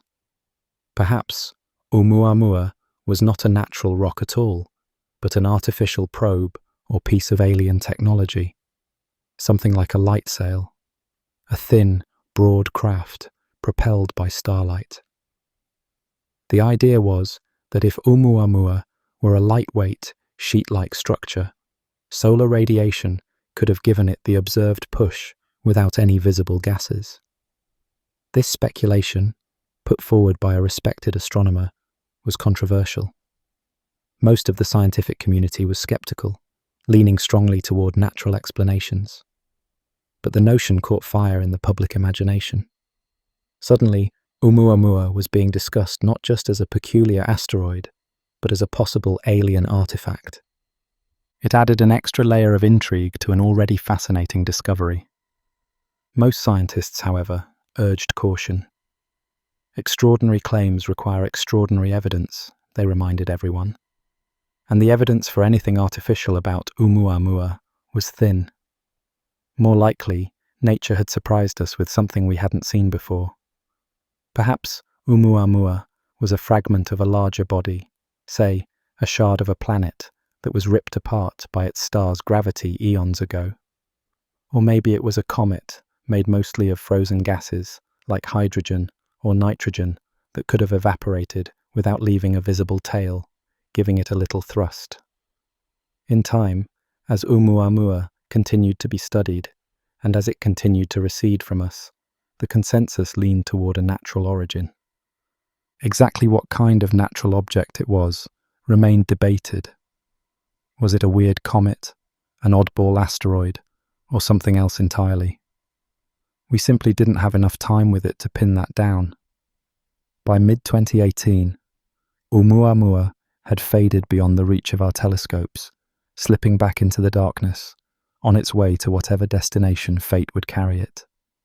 To explain Oumuamua's odd behavior without invoking aliens, researchers got creative. Some proposed it might be made of hydrogen ice that outgassed in a way we couldn't easily see, gently pushing it Another hypothesis suggested it was a fragment of solid nitrogen chipped off the surface of a Pluto-like planet in some distant star system. Such a chunk could vaporize and cause acceleration without a visible coma. These ideas, while speculative, showed the range of natural possibilities scientists were willing to explore to account for the anomaly. In truth, Oumuamua didn't perfectly fit any single explanation, and it left us with unanswered questions. As debates about Oumuamua swirled, the cosmos presented another gift. In 2019, astronomers discovered a second interstellar visitor, a comet named Borisov. This time, the interstellar object looked and behaved just like a normal comet. It approached the Sun on a hyperbolic path, sporting a lovely coma of gas and a tail of dust. Borisov, clearly formed around another star, was essentially a familiar comet that just happened to be from elsewhere. The contrast with Oumuamua was striking. One interstellar visitor was bizarre and enigmatic. The next was comfortingly ordinary. Borisov's appearance confirmed that interstellar objects do wander into our solar system, and likely more often than we realized. It also underscored how odd Oumuamua was. Whatever it might have been, it wasn't like the typical icy wanderers of interstellar space, at least not the ones we've seen so far. What Oumuamua left behind was a sense of wonder and possibility. For a brief moment, an object from another star had entered our cosmic yard and then departed, leaving us with more questions than answers. It was a wake-up call that our solar system is not isolated.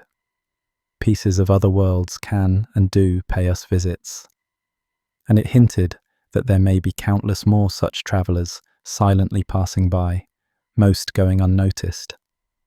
Some scientists have even proposed sending a probe to intercept the next interstellar visitor that we detect, ensuring that the next Oumuamua won't slip past us without answers. When we reflect on Oumuamua's brief sojourn through our neighborhood, it sparks the imagination. Perhaps eons ago, it orbited a star that no longer exists, or it was flung out during the chaotic birth of an alien solar system. It traveled alone through the cold and silent interstellar night, and for a moment, it became part of our story here on Earth. We watched it appear and disappear, and in that watching, we became part of its story too. Whether mere rock or something more, Oumuamua broadened our perspective and reminded us that even in the emptiness between stars, there are surprises waiting to be found. From mysterious signals and dimming stars to interstellar wayfarers, our exploration so far has shown how the cosmos can surprise and intrigue us. Beyond these individual mysteries, scientists have also been developing broader strategies to seek out evidence of intelligence in the cosmos, not just in singular events, but in systematic ways, looking for what are called technosignatures, the telltale signs of advanced technology on distant worlds. If life out there has built machines, power grids, or planet-spanning structures, perhaps we could spot their traces, if only we knew where and how to look. For decades, the search for extraterrestrial intelligence focused largely on listening for radio signals, purposeful messages beamed across space, or perhaps eavesdropping on alien communications. This all falls under the umbrella of technosignatures. A technosignature is any measurable property or effect that indicates the presence of advanced technology. Radio waves are one example. Our own planet has been leaking radio and TV broadcasts into space for a century, and we've also sent deliberate radio messages toward nearby stars.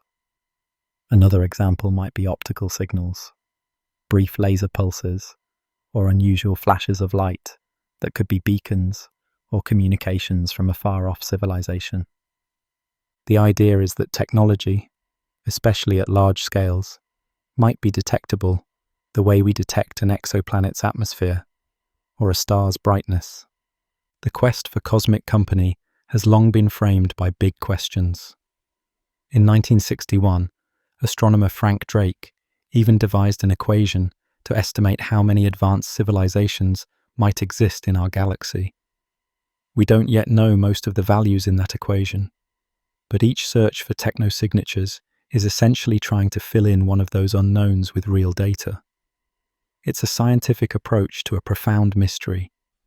Rather than just wondering in the abstract, we're gathering evidence, bit by bit, to find out if we have neighbors in the great dark. Today, projects around the world are actively searching. The SETI Institute has arrays of radio telescopes quietly listening for anything that stands out from the natural background noise. An ambitious effort called Breakthrough Listen is scanning millions of stars across broad swaths of the radio spectrum, using powerful receivers and machine learning algorithms to sift through the cosmic static.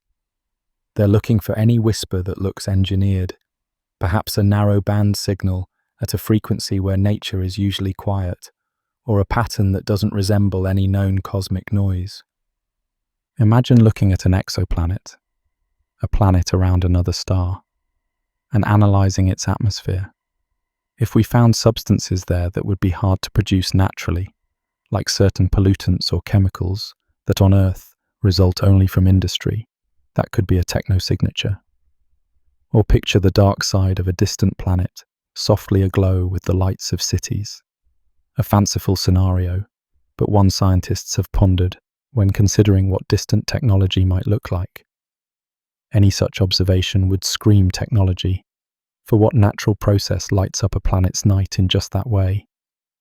Among the more fantastical technosignatures proposed are the fingerprints of enormous structures or colossal energy usage, the concept often called a Dyson sphere. If a civilization grew far older and more advanced than ours, they might harness energy on astronomical scales. Some have imagined building swarms of solar collectors around their star to capture its light. If such a thing existed, we might notice the star's light looking strangely dim or altered, just as was initially wondered with Tabby's star. In fact, the curiosity surrounding that star gave renewed attention to the search for such megastructures. While Tabby's turned out not to require an alien explanation, the exercise showed that our telescopes can, in principle, detect unusual arrangements of matter around distant stars. One day, we might even find a star with a consistent, large dip in brightness across all wavelengths, a sign that something big and artificial could be orbiting it. Technosignature searches also include listening not just in radio, but across various wavelengths.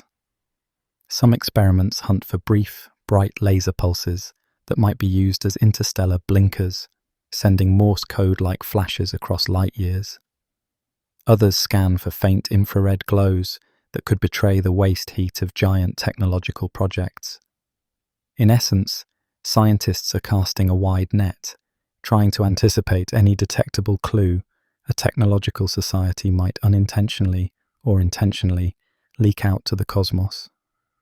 So far, these searches have turned up no confirmed artificial signals. The universe, to our instruments, remains quiet, aside from the natural astrophysical music of pulsars, quasars, and galaxies. But the search itself is growing ever more sophisticated. With new telescopes and instruments coming online, our ability to scan the skies for anomalies increases each year. We can now survey billions of stars for unusual radio flashes, comb through petabytes of data with intelligent algorithms looking for patterns that nature alone wouldn't create. We can scrutinize exoplanet atmospheres for odd chemical imbalances and monitor large swathes of sky for any flicker of something engineered. Each effort is like trying to catch the eye of someone in a crowd by scanning for the glint of something shiny or the wave of a hand. So far, in the cosmic crowd, no one has obviously waved back.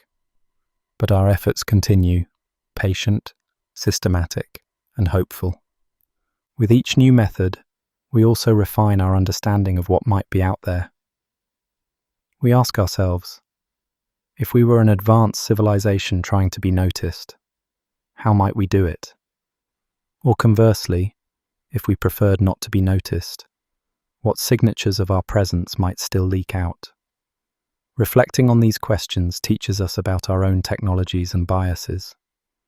Our early radio and television broadcasts, our radar pings, these have been leaving Earth for decades, forming an expanding bubble about a couple of hundred light years across. Any distant astronomer within that bubble, with a sensitive enough receiver, could know that an inquisitive, technological species resides around a star in the Milky Way's spiral arm. Humanity's own techno-signature is out there, faint and travelling onward. And that brings with it a poignant thought. If we find nothing obvious, it doesn't mean we're alone, but it might mean others are rarer or more cautious than we hoped. The absence of evidence isn't evidence of absence, as the saying goes. Perhaps intelligent life is exceedingly uncommon, or maybe it's common, but so spread out in space and time that contact is the exception, not the rule. It may be that civilizations don't last long enough to meet each other, or they remain quiet by choice, listening like us, uncertain when to shout into the void. These possibilities temper our optimism, but they don't extinguish it. We keep looking, because the question of whether we are alone is too fundamental, too human, to abandon. In the coming years, next-generation observatories will widen our hunt for techno-signatures even more. Powerful new radio arrays will listen deeper and more finely than ever before, while space telescopes probe the atmospheres of distant worlds for hints of artificial chemicals. Each technological leap gives us sharper ears and eyes with which to scan the cosmic frontier. With every improvement, our chances of catching a glimpse of something truly extraordinary grow a little better. We are gradually turning up the sensitivity of our cosmic stethoscope, hopeful that someday it will pick up a faint, unmistakable signal from an intelligence beyond Earth. What if one day this search succeeds? It would be a moment unlike any in human history. The instant we confirm a signal or sign of another intelligence, our world will be forever changed. We would know, finally, that we are not alone. Every telescope and antenna on Earth would swing toward that source, eager to learn more. It's a thought both exhilarating and humbling, and it's part of what inspires those who watch and listen, year after year, in pursuit of an answer. Throughout our exploration of these extraterrestrial mysteries, a common thread emerges: the need for both wonder and skepticism. Each time we encounter something extraordinary, a signal, a dimming star, a strange object in the sky, we find ourselves poised between two impulses. One is to dream, to imagine that we have finally found proof we're not alone. The other is to question, to analyze and verify, knowing that nature often has surprises that can masquerade as the miraculous. Balancing these impulses is at the heart of investigating extraordinary claims. History has given us cautionary tales. In the late 1960s, when Jocelyn Bell Burnell detected an oddly regular pulsing radio source in space, it was so precise that she and her colleagues half-jokingly dubbed it LGM-1, short for Little Green Men 1. For a brief time, the possibility of an alien signal was considered. After all, what natural source could beep so steadily, like a cosmic clock? The answer arrived soon. It was a completely natural phenomenon, the first discovery of a pulsar, a rapidly spinning neutron star sending lighthouse-like beams of radio waves. The little green men, it turned out, were the remnants of a dead star, blinking as they spun. The jocular nickname remained as a reminder that even scientists, faced with the unknown, might momentarily let their thoughts wander to the extraordinary. But then the evidence led to a groundbreaking natural explanation, and a new class of celestial object was unveiled. Another famous incident etched in scientific lore is the WOW signal. In 1977, a radio telescope in Ohio was scanning the skies when it caught a strong, narrow-band radio signal, unlike any background noise. It lasted for the full 72 seconds that the telescope was observing that patch of sky, then it disappeared. The signal was so striking that the astronomer who saw the computer printout scribbled "Wow" next to it in red pen, lending the event its name. Here was a signal at around 1420 megahertz, a frequency associated with the cosmic emission of hydrogen and favored by SETI theorists as a potentially obvious channel for alien communication. Naturally, excitement bubbled up. Could this be it? A cosmic hello? Yet, despite many follow-up searches, the WOW signal never repeated. Decades have passed, and we still don't know its true origin. It remains an enticing maybe, too specific to dismiss outright, too singular to confirm. It taught us both the thrill of a possible detection and the frustration of an unrepeatable mystery. Many times since, there have been flurries of excitement over signals that initially defied explanation. A few years ago, for instance, a candidate radio signal appeared to come from the direction of our nearest star, Proxima Centauri. For a while, it was the talk of the community. Did we finally catch a whisper from a potentially habitable world around our closest neighboring sun? But further investigation revealed earthly origins. The signal was interference from human technology, a reminder that our own electronic noise can echo back at us in deceptive ways.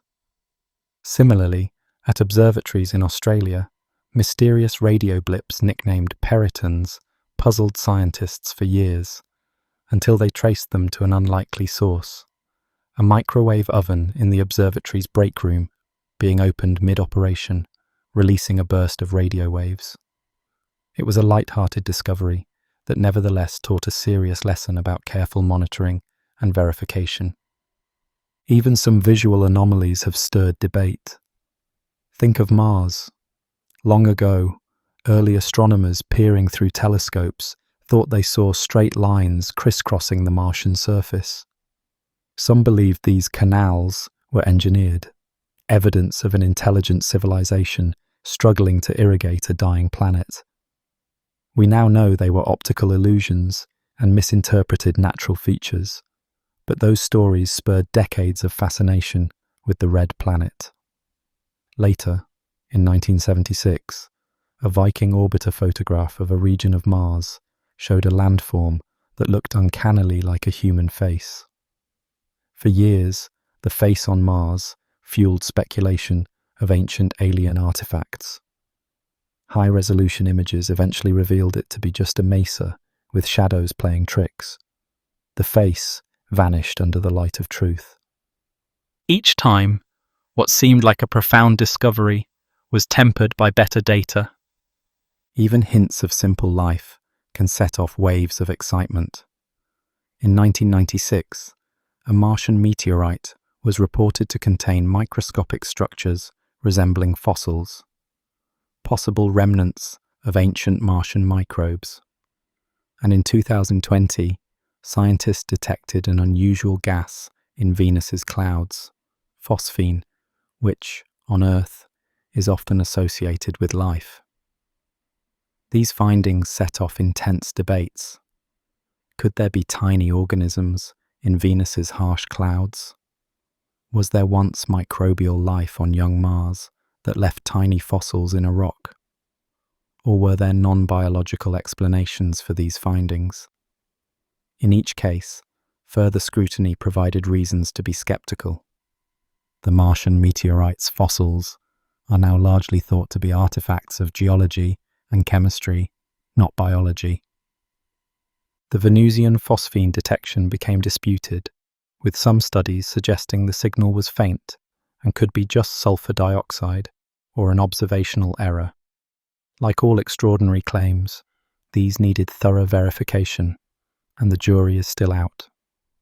What they demonstrate is that the line between science and hopeful speculation can blur when data are limited, highlighting why scientists approach such claims with both excitement and caution.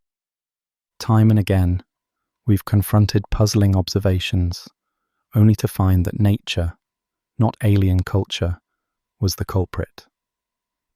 And time and again, we've learned something valuable through the process. We discovered pulsars, not little green men, but something arguably even more astonishing. City-sized stars spinning hundreds of times a second. We identified distant comets and mundane interference that sharpened our methods of signal detection. We gained insight into Mars's geology and our own tendency to see faces where none exist. Each false alarm or resolved mystery taught us to be more careful, to refine our techniques, and to broaden our understanding of the universe. The process of investigating extraordinary claims, even those that don't pan out, drives science forward.